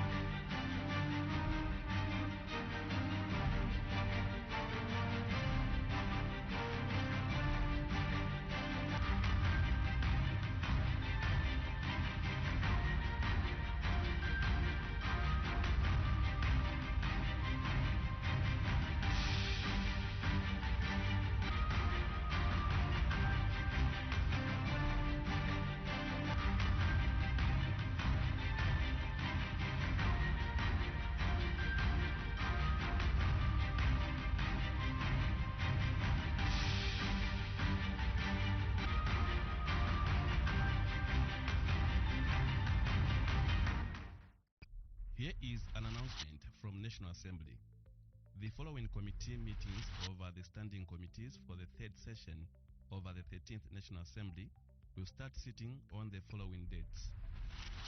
Committee on Agriculture, Lands and Natural Resources will sit from 16th to 27th January 2024 in Robinson Navuliato under the topic Carbon Markets and Trading in Zambia, Opportunities and Challenges.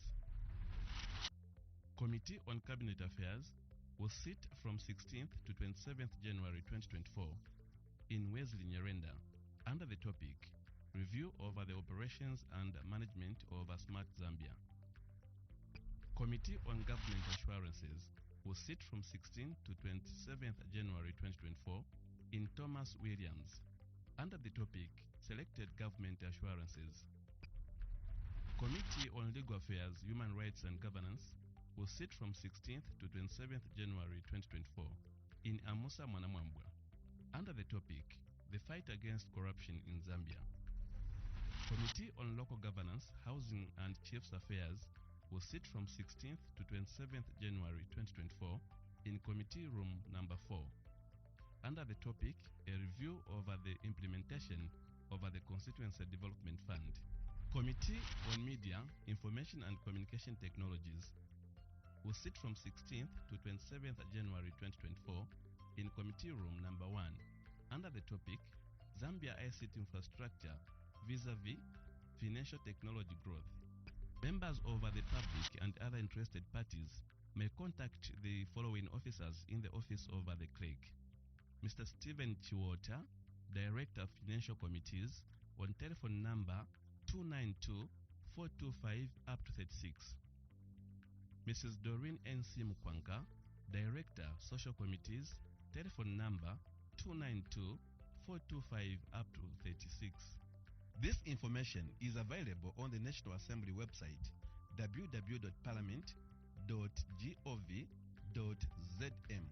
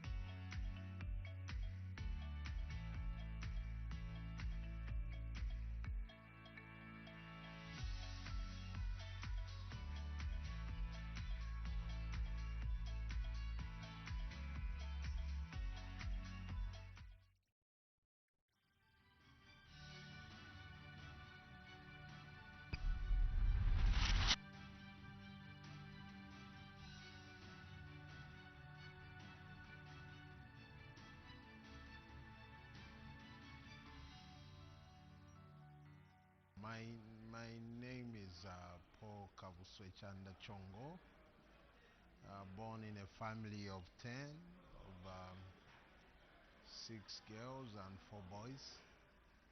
I was born in Chililabombwe about approximately 50 years ago. I went to Chililabombwe Secondary School. For my secondary, primary, I did it at Kamenza and Kakoso Primary Schools. Then I went to Copperbelt University, where my first course there was mining engineering. I then left the Copperbelt University, went into private practice. I never worked until I was just been doing businesses from various areas. Predominantly I've been in the food business. That's what I've been doing. I am married. I'm a family man. I'm actually also a grandfather. I've got 4 kids. That is basically about me. Apart from the CBU course, I also did politics and international relations at University of Lusaka. Basically, that is my brief background.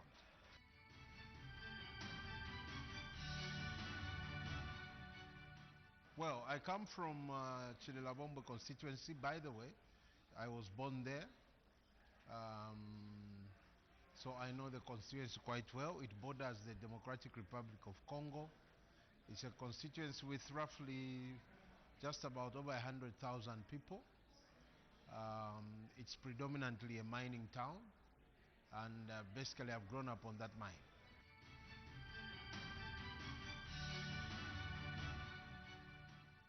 Well, Chililabombwe, our development agenda first and foremost is to bring the town back, because I think that Chililabombwe has suffered setbacks because of the depressed mining sector, because the town, like I said, is predominantly mining, because the mining sector at some point became depressed and most developmental programs went to sleep. So our focus now is to try and revive various sectors of the local economy.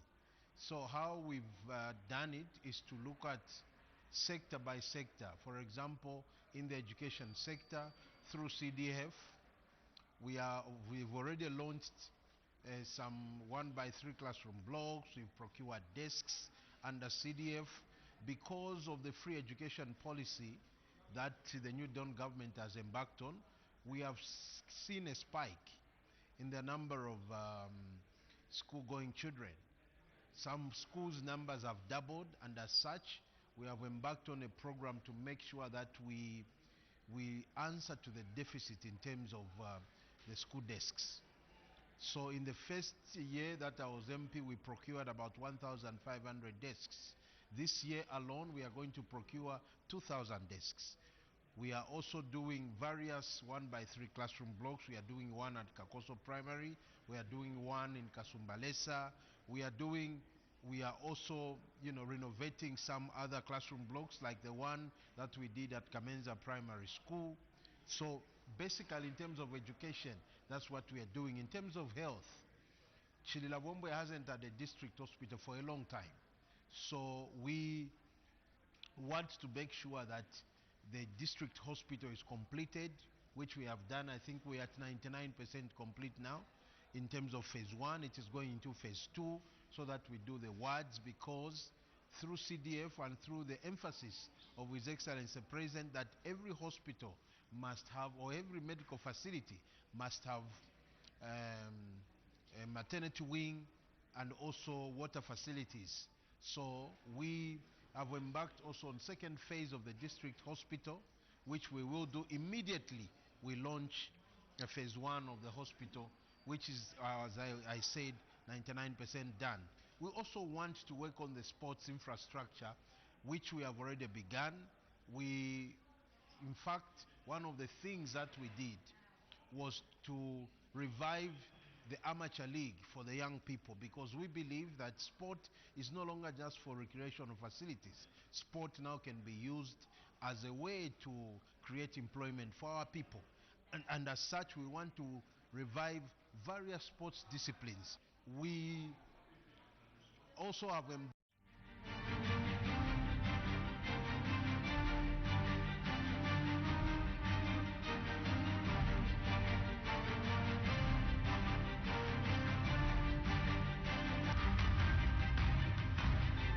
We'll start with,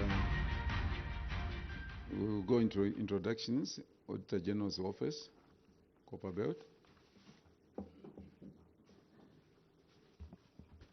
Thank you, Chair. Good afternoon, honorable members. Good afternoon, Town Clerk and your team.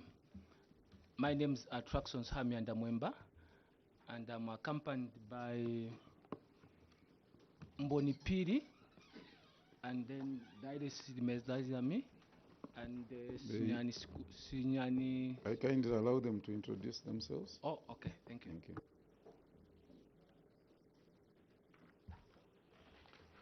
Good afternoon. My name is Mboni Branson Piri. Your position, sir? Senior Auditor. Okay. Good afternoon.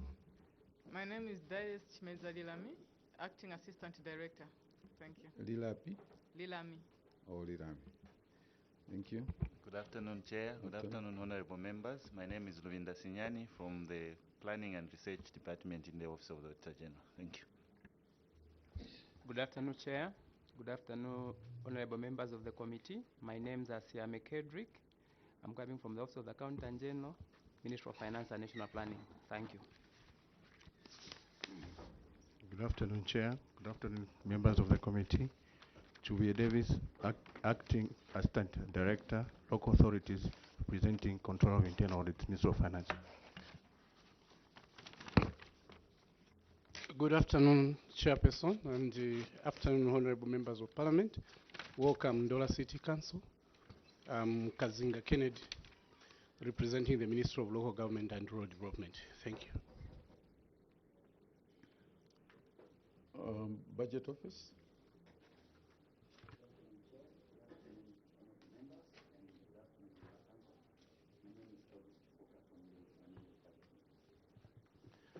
Good afternoon.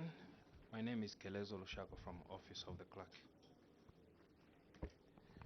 Good afternoon. My name is Emmanuel Bwalia from the Office of the Clerk. Thank you. I'll now invite you, Town Clerk, to introduce yourself and allow others to do the same. Thank you. Good afternoon, Honorable Chair and members of the committee. My name is George Mlenga. I'm the Town Clerk for Ndola City Council. I'm accompanied by my directors from the City Council, who I request, with your permission, Chair, that they introduce themselves. Please go ahead. Chair, good afternoon, everyone. My name is Ailas Malava, the Director of Engineering Services at Ndola City Council. Thank you. Afternoon, Chair and committee members. I'm Lukosa Christopher, Director Planning.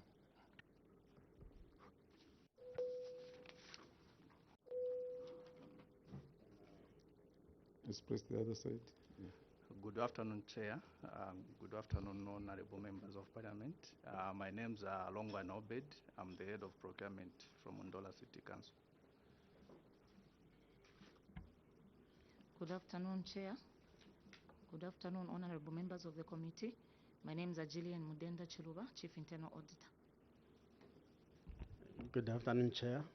Good afternoon, committee members. I'm James Tembo, Director of Finance. Thank you. I invite honorable members, Honorable Singombe. Thank you very much, Chair, and good afternoon, Ndola City Council. My name is Singombe Edgar, representing Dundumwes constituency of Kalomo, Southern Province. You are welcome to your committee and compliments of the season. Thank you. Thank you, Honorable Chairperson. Good afternoon, Ndola Town Council.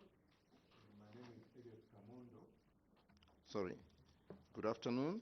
My name is Elliot Kamondo, Member of Parliament from Fumbwe constituency and a member of this committee.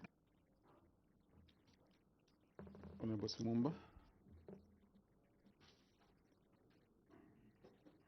Thank you very much, Chair.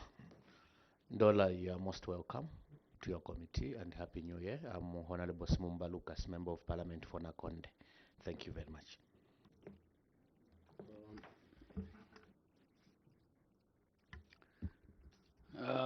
Good afternoon, witness, and good afternoon, everyone. My name is Christopher Shakafuswa. I represent the good people of Mandevu, and we host Parliament, so you're actually welcome to Mandevu constituency. I'm a member of the Committee on Local Government Accounts. Thank you. Chair, good afternoon. You are welcome, Ndola City Council. Mutelo Mishek is my name. Member of Parliament for the good people of Mitete in Western Province. Happy New Year to you.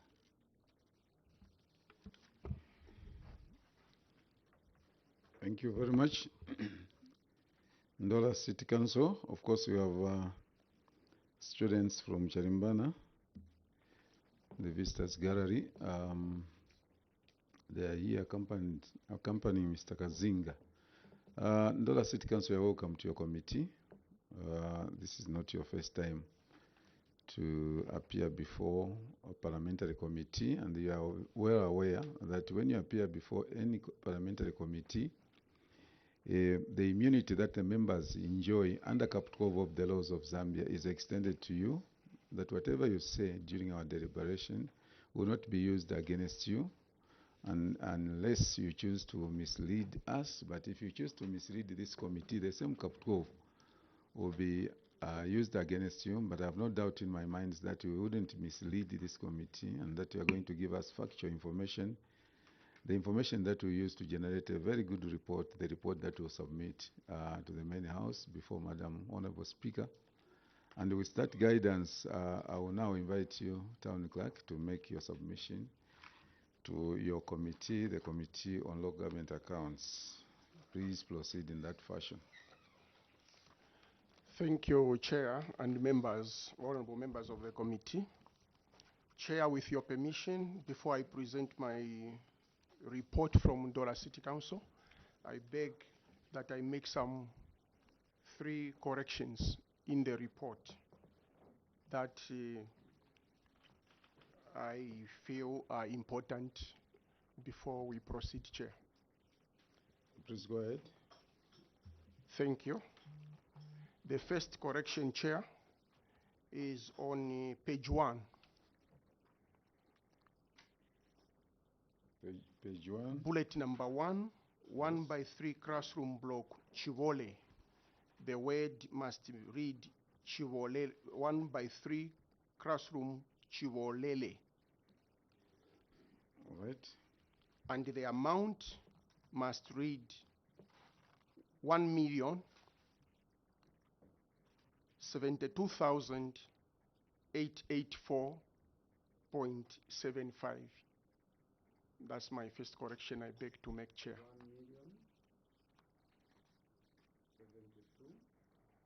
1,072,884.75. My second correction, Chair, is on the same bullet number 1. The sentence second from last, which starts with completion of an existing classroom block which was at, it reads roof level. The word roof should be window, Chair. Window level. The same page 1. There is somewhere, in the last paragraph, Honorable, there is somewhere where it says at window, roof level. It should be at window level.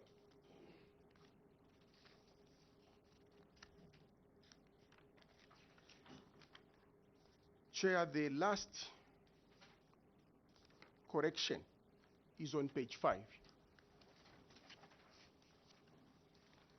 In the action taken, page 5, action taken, the council has since paid the outstanding amount of 1,196,000. That figure, Chair, has to be corrected. The correct figure is 695,270.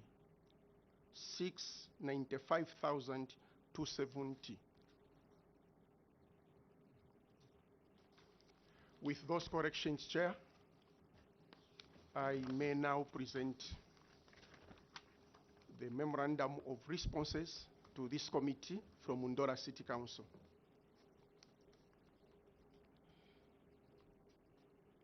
On 1/3, the query, this is paragraph 91, Ndola Central Constituency, query number 1, community projects failure to implement approved projects. Yeah, just before, does it mean that even this one on page 4 has to change? On page 5. Now, yeah, we have changed page on page 5. Now, the very amount was coming from page 4.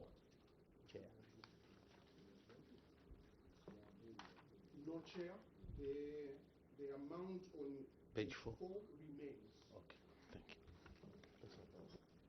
Please, Karen. Thank you, Chair. Paragraph 91. Paragraph 91, Ndola Central Constituency, the query, Chair. Community projects, failure to implement approved projects, 2,466,896. The cause of the query. The council acknowledges the observation made by the auditor and wishes to state that the delayed implementation of the project was as a result of changes in the scope of works and site of the project arising from the demand letters from the community who wanted construction of a new classroom block as opposed to completion of an existing classroom block which was at window level. Appendix A gives the details, Chair, about the revised scope of works, the minutes, and the change of the location. The action taken. The implementation of the 1/3 classroom block commenced in the 4th quarter of 2023. The 1/3 classroom block building structure is work in progress, standing at 45% completion. And I take the committee to Appendix A for the status report and the pictures. No. You just continue submitting. Thank you, Chair. We'll go to the remedial appendix. measures. Yes, please. The council commenced continuous sensitization of the ward development committees and communities to ensure that there is prior consensus on project siting and other details at project conceptualization stage. single lane bridge, Kakupepa, 440,000, 32,050 ngwe, the cause of the query. The council acknowledges the observation made by the auditor and wish to state that the delay in the construction of the single lane bridge is attributed to the lengthy procurement and approved procedures which existed then.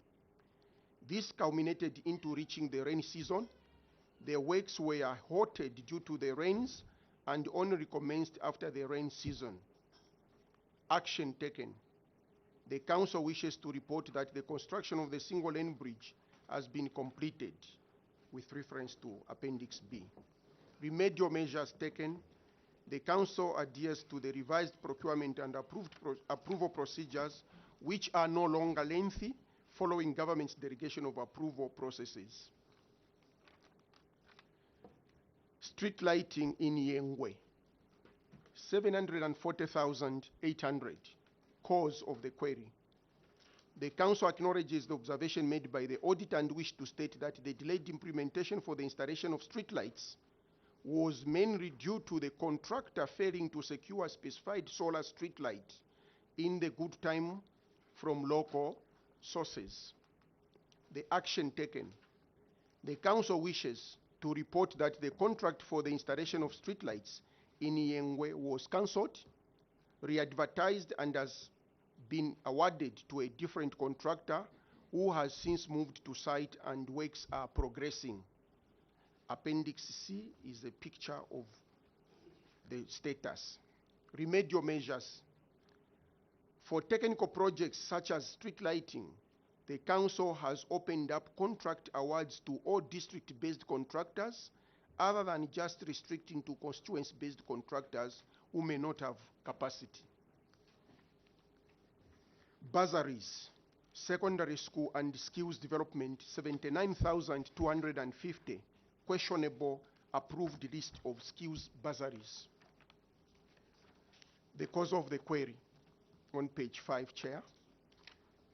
The council acknowledges the observation made by the Auditor General and wish to state that the delayed expenditure for the allocation of the bursaries funds was mainly due to the long time it took the council to reconcile records with concerned training institutions. The action taken. The council has since paid the outstanding amount of 695,270, part of the for the 231 students. Appendix E refers. Remedial measures taken. The council has assigned dedicated officers in finance department to handle reconciliations with the council and training institutions. Kavushi constituency. Community projects, failure to implement projects, 4,352,394, the cause of the query. The council acknowledges the observation made by the Auditor General and wish to state that the implementation of the 5 projects delayed due to the demand made by the newly reconstituted Constituency Development Fund Committee, which wanted to reconfirm the projects to be undertaken in the constituency, whereof some projects were realigned and fresh approval from the PROJO's office was needed. The projects were, on page 6, regraveling of township roads, rehabilitation of Dambo Masala footbridge, construction of wall fence at Kavushi, construction of wall fence at Kayele Secondary School, construction of Kavushi Local Court, purchase of land for construction of a clinic. The action taken. The council wishes to report that the realigned projects received approvals from the Constituency Fund Development Committee and the PROGO's office. Implementation of the projects is being undertaken. The status is reflected below. Construction and maintenance. Construction, maintenance of drainages in Mushiri culverts, 1,572,455.71. It's at 98% complete. 2, replacement of roof. Sorry, maybe you can just go to the measures, major measures. In the interest Thank you, of Chair. time. Remedial measures. Yes. The council sensitized the Constituency Development Fund Committee about continuity of projects areas selected to avoid delaying implementation. The reconstituted committee observes this guidance. Bwana Mkubwa constituency, bursaries, secondary school and skills development, 367,270, questionable approved list of skills bursaries. Cause of query. The council acknowledges the observation made by the auditor on the duplication of students' details. This was caused by duplicity of the student details at the compilation of details for approval. Action taken. The council wishes to report that a reconciliation was done before payment was made, and at payment stage no student was duplicated. Further, after the reconciliation, 178,320 was saved, which was reported to the Constituency Development Fund Committee, which approved to sponsor 24 students from the savings. Appendix G speaks to that. Page 8, Chair, remedial measures taken. The Council has assigned dedicated officers in Finance Department to handle reconciliation with the Council and training institutions. Failure to pay institutions for skills bursaries, 194,020 kwacha. The cause of the query. The Council acknowledges the observation made by the auditor and wish to state that the delayed expenditure for the allocation of the bursaries funds was mainly due to the long time it took the Council to reconcile the records with the training institution. Action taken. Chair, the action taken, the Council has since paid the outstanding amount of 194 owed to training institutions for the 60 students. Remedial measures. The Council has assigned dedicated officers in Finance Department to handle reconciliations with the Council and training institutions. Page 9, Chifubu constituency. Bursaries, secondary school and skills development, failure to pay institutions for the skills bursaries. Cause of the query, the Council acknowledges the observation made by the Auditor General and wish to state that the delayed expenditure for the allocation of the bursaries funds was mainly due to the long time it took the Council to reconcile records with the training institutions. The action taken, the Council has paid 176,600 owed to the training institutions. Remedial measures, the Council has assigned dedicated officers in Finance Department to handle reconciliations with the Council training institutions. Page 10, Chair, appendices on cross-cutting issues. The budget performance, the cause for the query. The Council acknowledges the observation made by the audit and wish to state that the 2 million variance was a result of the funds withheld for the procurement of vehicles for the police and CDF monitoring, which were procured centrally through the Ministry of Local Government and Rural Development. The action taken. The Council wishes to report that a budget adjustment has been done for the funded amount as shown in the table below. The remedial measures, the Council will ensure that budget adjustments are done immediately the correspondence concerning CDF allocation is received from the Ministry of Local Government and Rural Development. Failure, Appendix D, failure to spend. Reason for the query. The Council acknowledges the observation made by the auditor and wish to state that the failure to spend was as a result of delay in the selection and approval of projects due to the lengthy tender procedures. Action taken. Ndola Central constituency. The Council wishes to state that 3 projects under Ndola Central, which had not been implemented at the time of audit, are under implementation. The table below shows the projects and the status. Chibolele 45%, Kakupepa. Thank you, Chair. Skip the Kavushi constituency. The Council wishes to state that the 4 projects under Kavushi constituency which had not been implemented at the time of audit are under implementation. The table below shows the projects and the status. Appendix L, Bwana Mkubwa constituency. Chifubu constituency. The council wishes to state that the project under Kabushi constituency,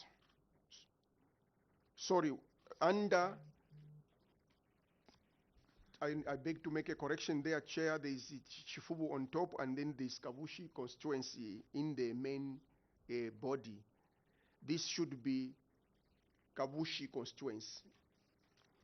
The council wishes to state that the project under Kabushi constituency, which had not been implemented at the time of audit, is under implementation. The table below shows the project and the status. Remedial measures: the council commenced continuous sensitization of ward development committees and communities to ensure that there is proper on-project siting and other details at project conceptualization. Further, the council has commenced prioritization of awarding community infrastructure projects way before commencement of the rainy season and immediately after the rainy season. Failure to produce monitoring reports. Constituencies Ndola Central, Bwana Mkubwa, Chifubu. Cause for the query: the council acknowledges the observation made by the audit and wish to state that the delayed selection, approval, and implementation of projects resulted in non-production of the monitoring reports. Action taken: the council wishes to report that upon implementation of projects, the monitoring reports have been produced. Remedial measures: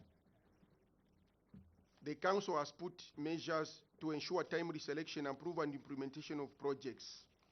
Further, page 13, Chair, failure to disperse soft loans.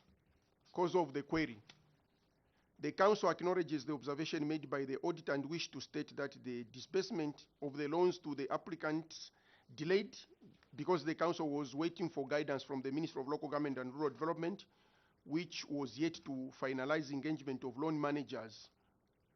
Action taken: the council wishes to report that guidance was given in November 2022.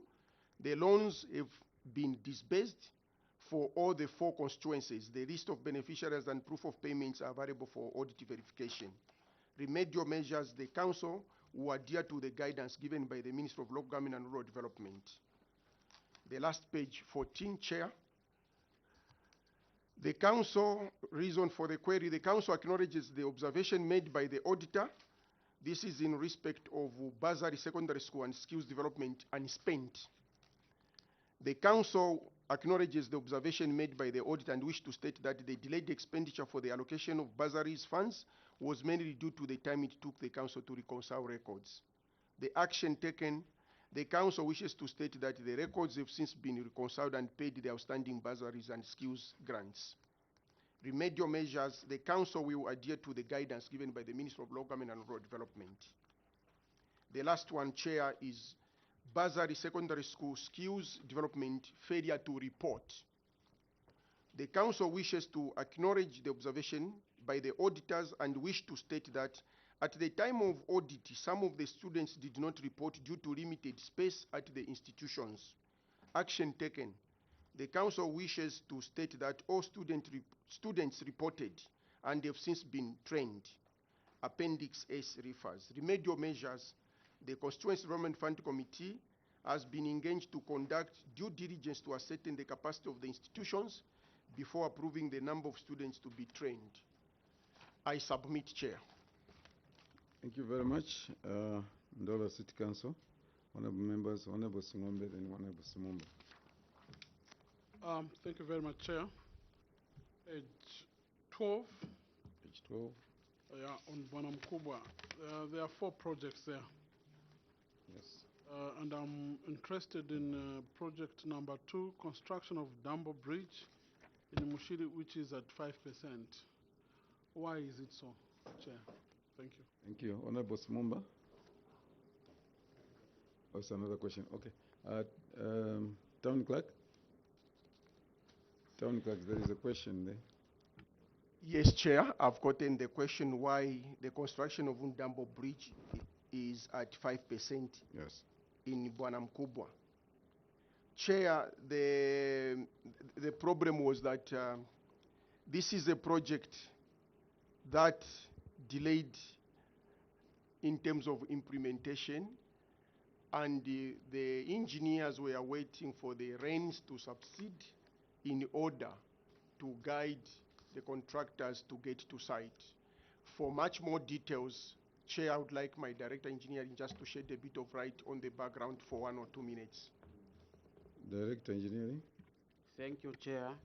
As submitted by the town clerk, this particular project was actually retendered. It's a project that when it was first advertised, there was no successful response from the bidders. So this project was re-advertised twice, and then the second time that it went through, it was at the time that the rain season also kicked in. So as we are talking, Chair, the contractor is on site, and so far they've recorded the 5% as at reporting time, Chair. So as we are talking, when it's in the rain season, the works are going on. Yeah, for sure. They are going on, though at a slow pace. The contractor is able to work when there are dry spells. The same. All right. Yes. On the same. Director, thank you. Engineer, thank you very much. In the first place, because of rains, we stopped. Now it's raining.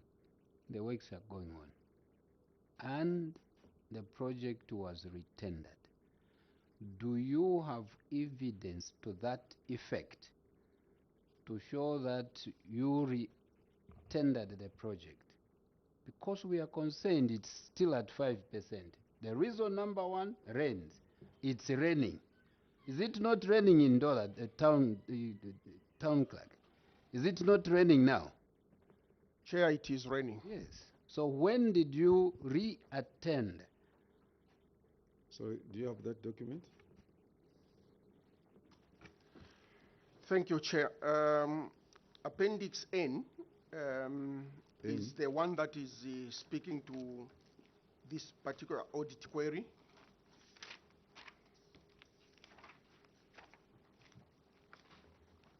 Help me to find it. Appendix N.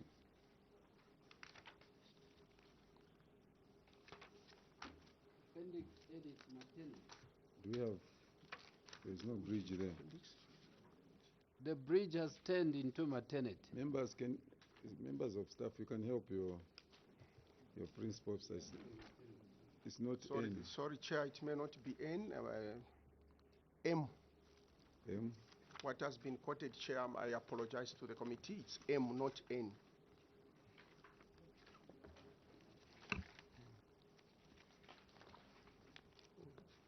M. It's a drainage or a bridge. Oh. There's the offense on M. The bridge has turned into a primary school for maternity. No. Just take your time. If you attach the document, because very soon we'll see the buildings for National Assembly. Just take your time. We'll give you that time. Yes, sir. Chair, Yes. I want to apologize to the committee. The Appendix M is not in the document. Well, Chair, the Appendix M is in the document, but what is appearing on Appendix M is the school. Oh, it's a war fence. Town clerk, I want you to be as... Can you down. relax? Relax. If you didn't attach this document, you have the document, please state that, because you cannot... You are now like somebody who goes into hunting without bullets. So just relax and check through. If it's not there, tell us it's not there, and then you are able to provide that, then you can. Because all we want is for you to give. You can imagine if you give us wrong information. So we need factual information that will help us. Director Engineering, did you attach it? Are you sure you attached it? Chair, I think we didn't attach the evidences for the question that has been asked. All right, but no, Thank you, Chair. Before you come, Mutero, that particular project is raising eyebrows, because it's at 5%, and that particular project was tendered twice. then it's still at 5%. And one of the reasons as to why it is at 5% is because of the rains. And we are worried because now it's rain season. So I wanted to know, at least there's a document, this is what we are doing, and this is when we retendered and all those things, so that we are able to work with you. So in the absence of that, we don't, it means this remains hanging, isn't it? Honorable Simon. Just to remind him that this is a 2022 project, huh?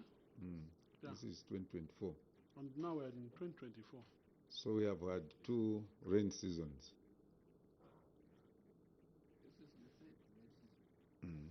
Honorable Simon, on the same? Oh, yes. Next. Thank you very much, Chair. I'll take you to page 3. Questionable approved list of skills bursaries. Chair, Ndola City Council had 14 students who applied for skill bursaries in amounting to 79,250. These 14 students had duplicated details, Chair, including instances where the same student names appeared under different colleges, same analysis, Chair, and so forth. And when you look at the action taken because of the query, the management, Chair, is admitting that this payment was caused by human error. I would want to find out from you, Town Clerk, how many people noticed that this was human error, number 1. Number 2, if the chief internal auditor was also part of this human error. I submit, Chair. Town Clerk. Thank you, Chair. Chair, the first question, how many people noticed this human error? Chair, the answer is that my officers did not notice this human error made until the Auditor General observed the overpayment of the 79,000 in question. Second question, Chair, is whether the Chief Internal Auditor was part of the people that went through these papers.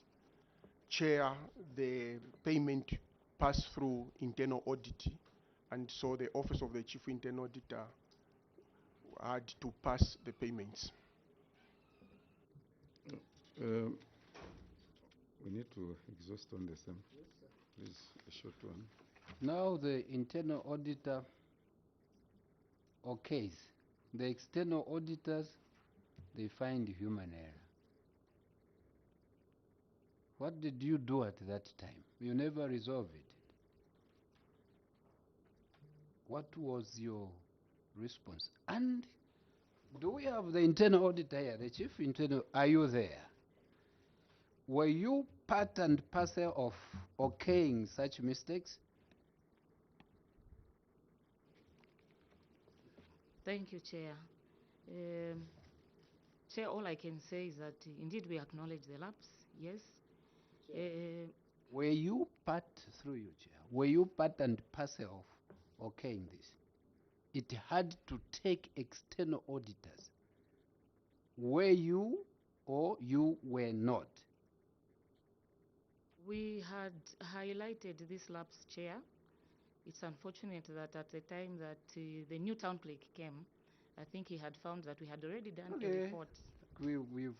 You highlighted. We had highlighted, To yes. say it's a mistake. Yes, Chair. So you are not part and parcel of the human error. This is what I want to explain, Chair, if I please may go be ahead. given more time. Yes, Chair. Chair, at pre-audit stage, first of all, I want to highlight that this is the first time that we were handling stacks and stacks of paperwork, CDF documentation. From one constituency, you have a heap of over 900 CDF beneficiaries that have to be verified. And so, Chair, all I would want to say is that some of these lapses could have slipped through our hands because it was the first time we were trying to get our feet on the ground of how we would provide appropriate audit verification procedures at this point. As we know, Chair, CDF has come with a lot of paperwork, and we are still looking at an internal audit wing with an establishment that is ancient. We have a very small audit wing, and at the time that CDF was increased, all I can say is that we were really trying to find our feet. Some of the lapses we were able to discover, because this particular lapse, actually there should have been more than this. We were able to correct, but there is a bit of pressure that comes with CDF processing, CDF documentation processing. You find that immediately the documents come to internal audit, there is that pressure that they have to be released quickly. So, you know, sometimes maybe my officers could have been under pressure for fear of being blamed. We passed them, but we made sure that at post-audit stage, we were able to discover some of these lapses, which we actually highlighted in some of our reports, such that at the time of the external audit, corrective measures were already in place, except that they were not conclusive. So the external audit definitely had to pick it as a lapse. Otherwise, we are at the top of things, and going forward, this lapse will definitely be reduced. I submit, Chair. You are flip-flopping. In the first place, you said we highlighted it, save that the current town clerk was not there. So what happened to the substantive one who was there when you highlighted? What happened? Did that town clerk not listen to your advice? They did, Chair. Like I'm saying, corrective measures were already in place, except that, you know, the corrective measures we are talking about take quite a bit of time. By the time the external auditors were coming, the corrections were not conclusive. So it had to be highlighted as a lapse. Otherwise, the then town clerk had noted our concerns, various concerns which were actually amplified by the external auditors, as they usually go through our reports. All right, thank you for that. Yes. Thank you very much. My name's, I was not available when you were introducing. I'm Mishek Mtetwa Nyambose, representing the special people of Chasefu constituency. My question, Chair, is I want to first ask for a confirmation. Your statement confirms the concerns of everyone that councils have no capacity at the time that you are handling this CDF. You had no capacity to manage. Hence, such transactions were approved by your office without detection. Second, Chairperson, is at which point did you make the payments, or did you make these payments, or totaling to 79,000 kwacha? Was it after verification, or just from the first invoice that you received, or you had to verify? As an internal auditor, at which point do you make a payment? Thank you. Thank you. Honorable Smomba, is it on the same? Same, Chair. You asked a very good question, Chair, that the Chief Internal Auditor hasn't answered. Did this payment pass through your office and you cleared it? And if you cleared it, where were you basing your clearance on? I submit, Chair. Town clerk, she can help you, but in addition to that, a few things that the Chief Internal Auditor raised, the issue of volumes doesn't, you know, it doesn't require you or should make you to do wrong things. The other thing is, even you know that internal auditor, under the Constitution of the Republic of Zambia, Article number 250, that the auditor would not be directed by anyone. So you cannot be influenced by anyone to say, no, we need this payment, we need to rush it. You should always put your foot down, and that you are always working independently, because yours is to scrutinize every document. With that, I want you to make comments, Town Clerk. Thank you, Chair. My internal auditor will help me. Chair, we must admit, as already alluded to by my chief internal auditor, that this was a lapse.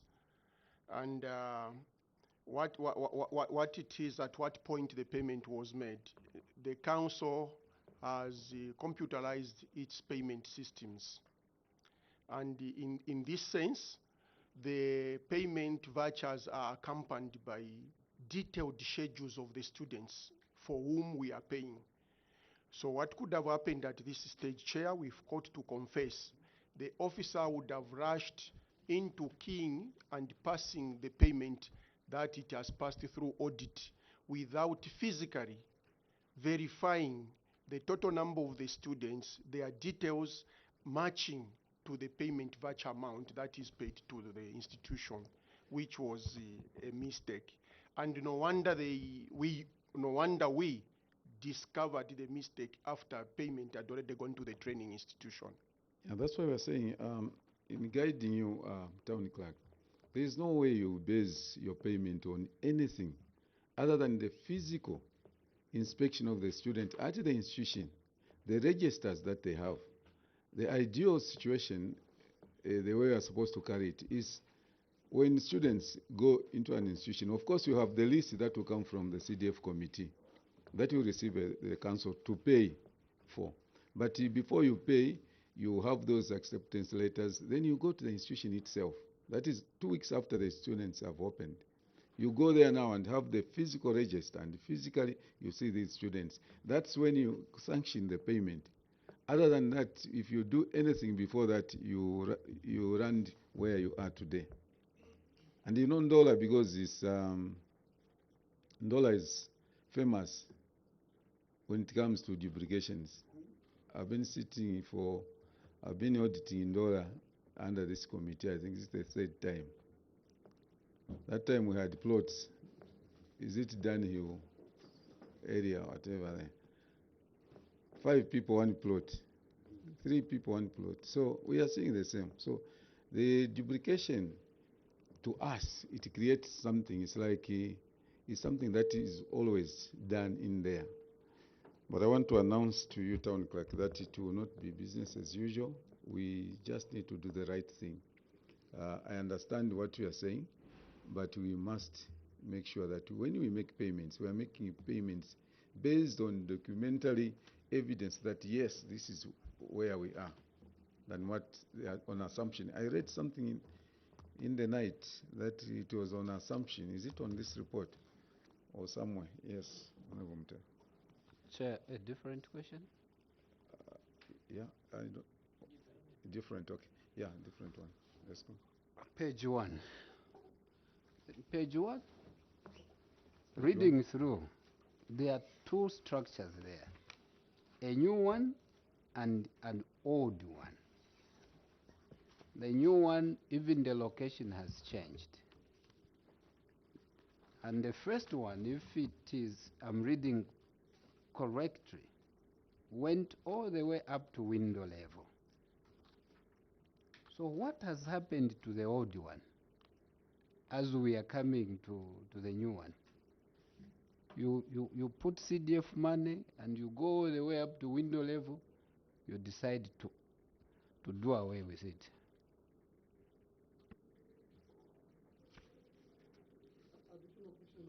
Yes, please. Chair, maybe I would also want to know how much resources were spent on the old infrastructure, which I think it has been abandoned. Yes, sir. Yeah, additional question is where are the meetings for the WDCs to do the variation?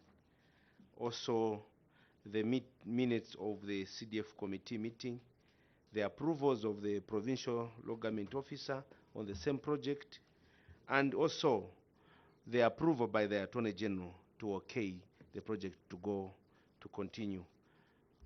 Just picking up from what others Town have said. Clerk, do you have that on the same? Please, there should not be two questions.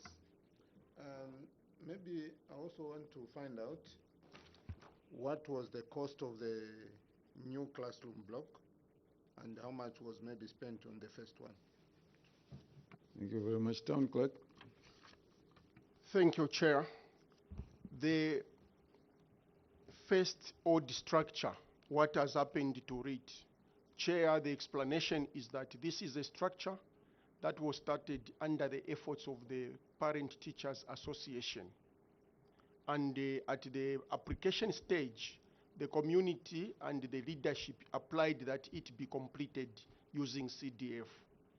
Later on, when they saw the nearby community that had also similarly applied for a 1x3 classroom block, starting from the ground, a new structure, this is when they changed and said that they will leave the old structure to be completed under PTA, and the new funding for CDF should start from a structure at a new site within the school area, and basically this is what had happened. So the old structure, it is still there, and the PTA is still funding it to complete. It's not yet complete, it's work in progress. How much has been spent?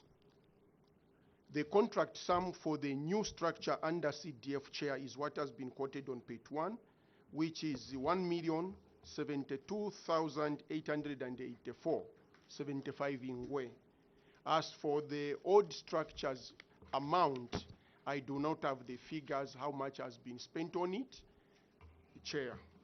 The variations, yes, Chair, on Appendix A we've shown the minutes of the community that sat and demanded that they stop CDF to be used on the old structure before money is spent, and just all together start a new structure. And just on that one, the date of the minutes? Chair, this committee of the community was meeting on the 20th of February 2023. And Chair, the pictures just show the stages of construction, but ultimately the classroom is at the stage that has been shown in terms of the picture. That shows where we are under CDF funding. The variations, yes, Chair, we went through the whole process of starting afresh. At the time that we stopped to apply any funding on the old structure, we had already secured the approvals from the committee, CDF, the provincial local government officer, and the Attorney General. We had not awarded a contract, and that's when the community changed to prefer that they start a new structure.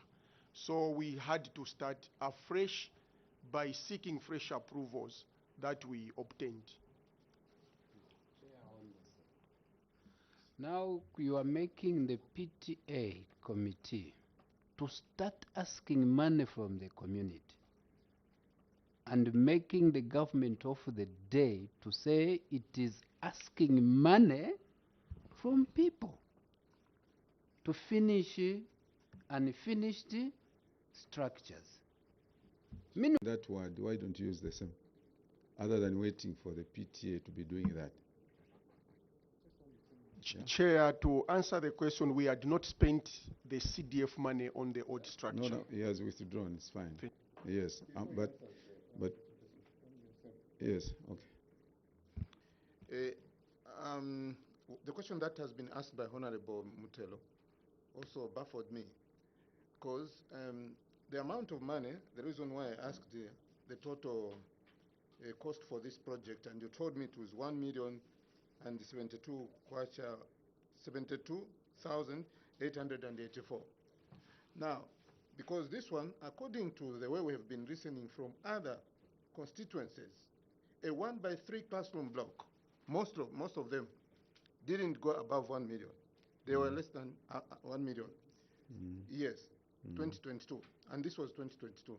Now, I wanted to find out, according to my understanding, that is how actually the members were delayed, because the amount which is found here is quite too much, and which could have also helped actually to finish the other structure which was being done by PTA. By PTA. Why did you spend all this money on this project? Is this the standard amount of constructing a 1-by-3 classroom block in Ndola? Let not the town clerk forget to say now it's putting the government in arm's way. To say government is still asking money from people. No wonder, Chair, you have asked, where is the money from the Ward Development which is there for the Ward Development Committee? Okay. How would you feel as a parent? You send your child, you give money, and then only to be told, no, someone else is helping your child. Meanwhile, your child has a lot of money. Yes. Thank you, Chair. I thank the honorable members for the questions. The question of asking communities to contribute towards completing the old structure, I have since advised the area councillor and the members of the WDC that structure should be completed using the Ward Development Fund. And this is in a ward which belongs to our deputy mayor, and he has accepted to that effect. So why didn't you advise at that time? Why did you wait up there? Chair, I did not attend the community meeting, and when these minutes came to my attention, that's when I advised that instead of the PTA wanting to proceed to ask the members to still contribute, the councillor must use Ward Development Fund. But and you a few minutes ago, you were emphatically saying, that structure will continue with PTA. That's what you were saying a few minutes ago. You didn't bring that until I reminded you. Hold on. Minister of Local Government. Thank you, Chairperson. Just as you have guided and how the town clerk has alluded to the fact that he has advised the area councillor, but just in an event that the Ward Development Fund actually might not suffice to have enough monies, the clear guidance from central government is that any community projects that were being undertaken, notwithstanding that they are of good quality, those could still be adopted through the Constituency Development Fund, meaning such communities, they need to take them to the Ward Development Committee, and they follow the same process of adoption and approval. Yes. I thought that maybe we could give that comfort to Honorable Mutero, who really felt that we cannot continue demanding from the communities to contribute towards projects when government has elaborately provided finances. I submit, Chair. Thank you very much. There is a question from Honorable Kamondo, that why is it that in Ndola the prices are a little bit high? Where do you get your materials from? Yes, Chair and the honorable members of the committee, the 1,072,884.75 for a 1-by-3 classroom block is on a higher side, but we depend on the costings and the BOQs that are done by our quantity surveyors. My director engineering may say one or two words. You are there. Yes. Thank you, Chair. We actually use BOQs that have been generated at central stage by government. Those are standard BOQs. And for a fresh construction, it's about 1.4. Then from there we are able to establish at what stage maybe an existing structure is and the cost now, the cost of completing that particular structure. You have that guidance? For You have sure, that sir. document? Maybe not here, but we were guided that we use the standard BOQs and I understand, drawings. and I'm not disputing that. All I want is documented evidence that yes, this is the guidance that we have. Do you have that? Not here, Chair. Not there. Sure. Please, Okay. we need it to Secretariat. We'll leave Yes, it sir. there. And then the other thing to just add on, Chair, is that these quantities, the figures you are seeing also include VAT. Depending on the contract itself, you are able to state whether that figure includes VAT or not, which is 16%. So maybe these other constituencies and other districts, they don't include the VAT. It's a possibility, Chair. No, we don't want assumptions. So let's receive your document. We will not take that, say no, others are not charging that. We don't know. So we'll get the document through Secretariat. Members, we are ready. Is Yes. that document also going to show us the scope of work that is involved in all those standards, so that at least we have a general standard, all of us? Okay. Oh, yes, Chair. The particular standard BOQ has itemized the scope of works involved at every stage. All right, thank you. Honorable Shakafuso. Chair, on page 4, failure to pay institutions for skills bursaries. It was noted that 231 students in amounts totaling 1.196,000 who were being trained at various schools as at 30th September had their fees not paid for. Okay. And in the beginning, the town clerk actually, according to the action taken report, they had indicated that they had paid this amount, but he has made a correction that they've paid 695,000 kwacha. Is that the position? That is the position, Chair. Yeah, I went further to look at your ledger for bursary and skills. What is remaining in your account as at 28th December 2023 is 322. Okay, which is not tallying to the total funds. So when you reduce 1.196 from the figure that you paid, 695, you're supposed to have 500 plus remaining in the account. So number one, my question is, what has happened to the other students since you've only paid for some? And number two, why is the other money not sitting in the account?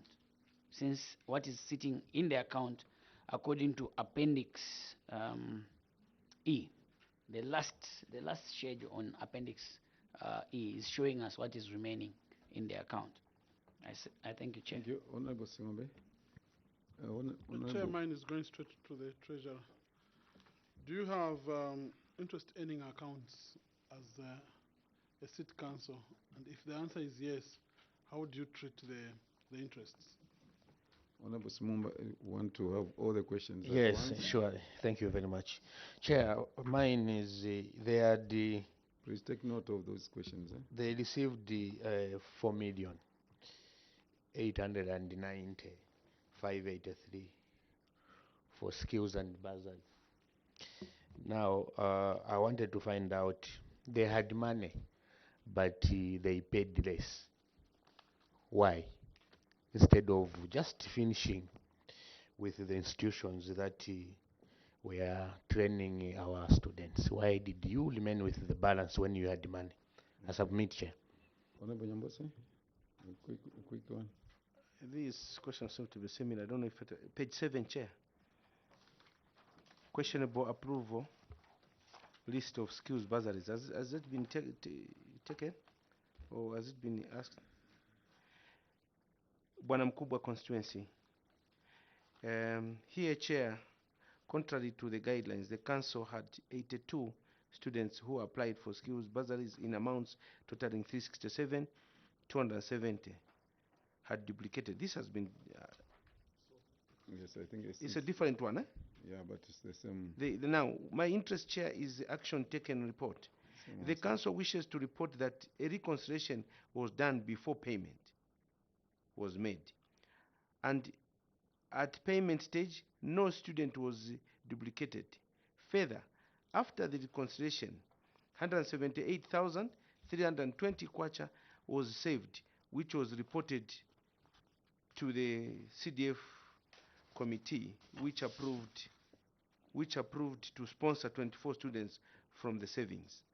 Chair, I find a problem that they are saying there was a reconciliation and there was no duplication, whilst the auditors have highlighted this as an issue. Who is telling the truth? That's my question. Town clerk. Thank you, Chair. I will start with a question on what has happened to the students from Honorable Shakafuswa. The students, Chair, have been trained by the training institutions. And why didn't we pay the whole amount and we paid less? That was another question, Chair. Yes. The payments were staggered into verifications that were being reconciled with the training institutions and the council. And as at the time we were compiling this report to this committee, what amount we are able to show having been paid is only the amount that I corrected, the 695 270 to the training institutions concerned. What has happened to this balance, Chair, it will be paid. What I want is to ensure that there is proper verification of the invoices against the students' details to avoid the past mistake. Okay. The interest earning, sorry, there Before was we go also, there, sorry, so the 695 is actually a payment for all the 231 students. No, Chair, it is a part of the payments to the 1.196, and there is still a figure that I must verify and pay. Chair, then they need to correct. When you look at the action taken, the council has since paid the outstanding amount, 695 to 74, the 231 students. Then this, Chair, has to be corrected, because this is the outstanding of the students when you look at where we are coming from. And the town clerk is saying it's not for all 231. So what about this, which they have indicated here? I submit, Chair. Thank you very much. Town clerk. Chair, I agree. It is a part payment that has been paid towards the outstanding 1.96087 kwacha, and that upon verification, the council should be able to clear the balance that has to be paid. Thank you very much. We have run out of time. Eh? What do you do with the money that they accrued interest? What happens? For whether the council has interest earning accounts and whether we are, how we are using that, I will ask my Director of Finance to say it, what the correct position is. Thank you, Chair. The normal CDF operation accounts are just normal accounts, do not earn any interest, but our loan accounts, which we hold with NATSEF, they earn interest. As at close of 2022, Chair, we had accumulated 92,299,000, sorry, Chair, 299.18. Chair, the guideline is that we should limit this money back to Minister of Finance, but we seek for authority to retain the money so that more beneficiaries could benefit from the loans, Chair. Thank you. Which verification? Was that the observations of the auditors are that Quickly, Honorable Nyambosi will.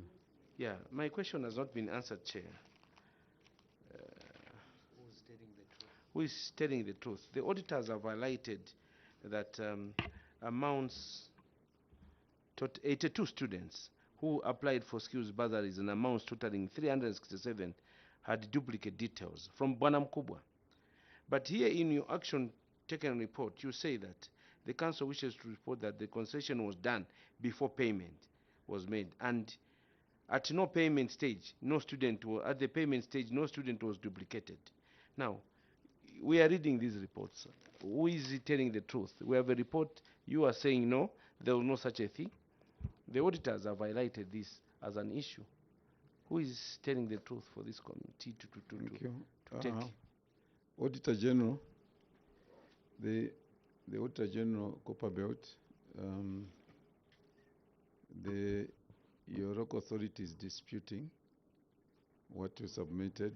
I would love to encourage you and the local authority to reconcile this and we get the right position.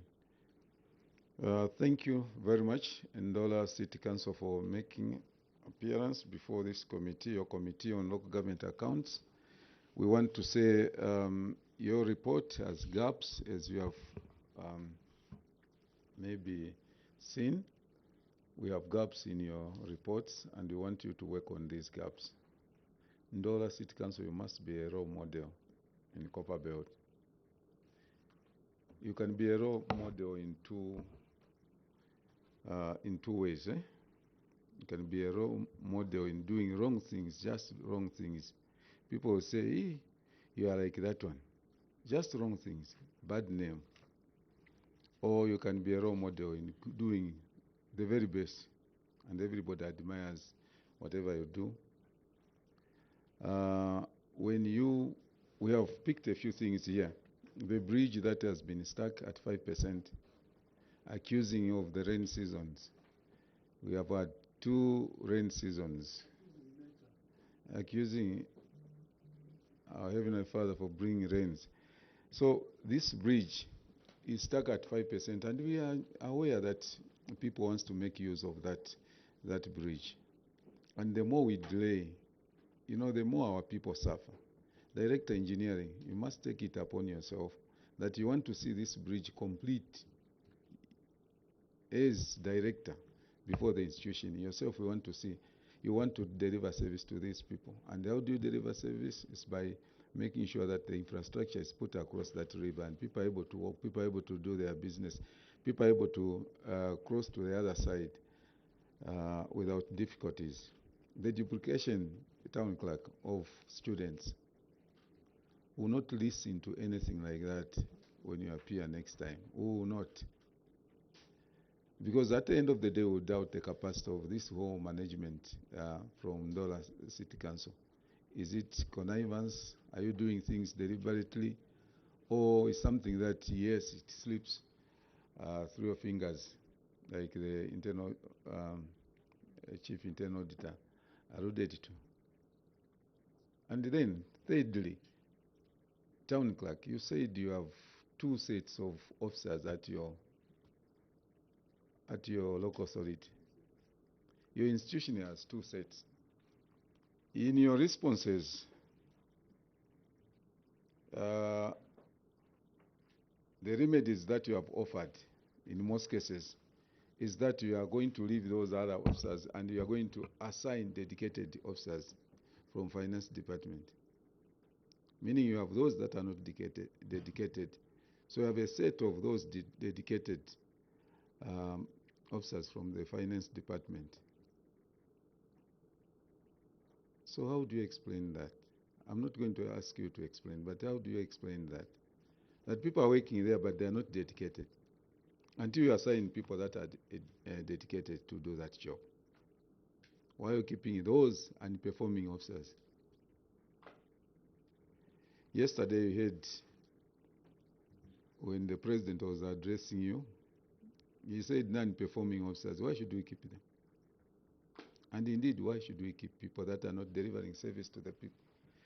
Local authorities, you are the engine of development. And like he lamented yesterday, he mentioned that 57% utilization of the CDF fund is not enough. It means that a lot of our people do not have the services. They do not have clinics. They do not have maternity wards. They do not have the crossing point like you are struggling somewhere in Ndola. That should not be the case. We want you to do the right thing, and we want you to deliver service to the people. We want you to drive development wherever you are. It's our desire. And we don't take pride in seeing you appearing before this committee. Because once you appear before this committee, it means you have issues. We should be issues-free local authority as we strive to develop this nation and develop Ndola. With that said now, I wish to withdraw the immunity that was conferred on you at the beginning of our interaction. We wish you well as you go back to Ndola. We know we'll meet soon, maybe the next or the other month. We'll meet again on operations. Thank you very much.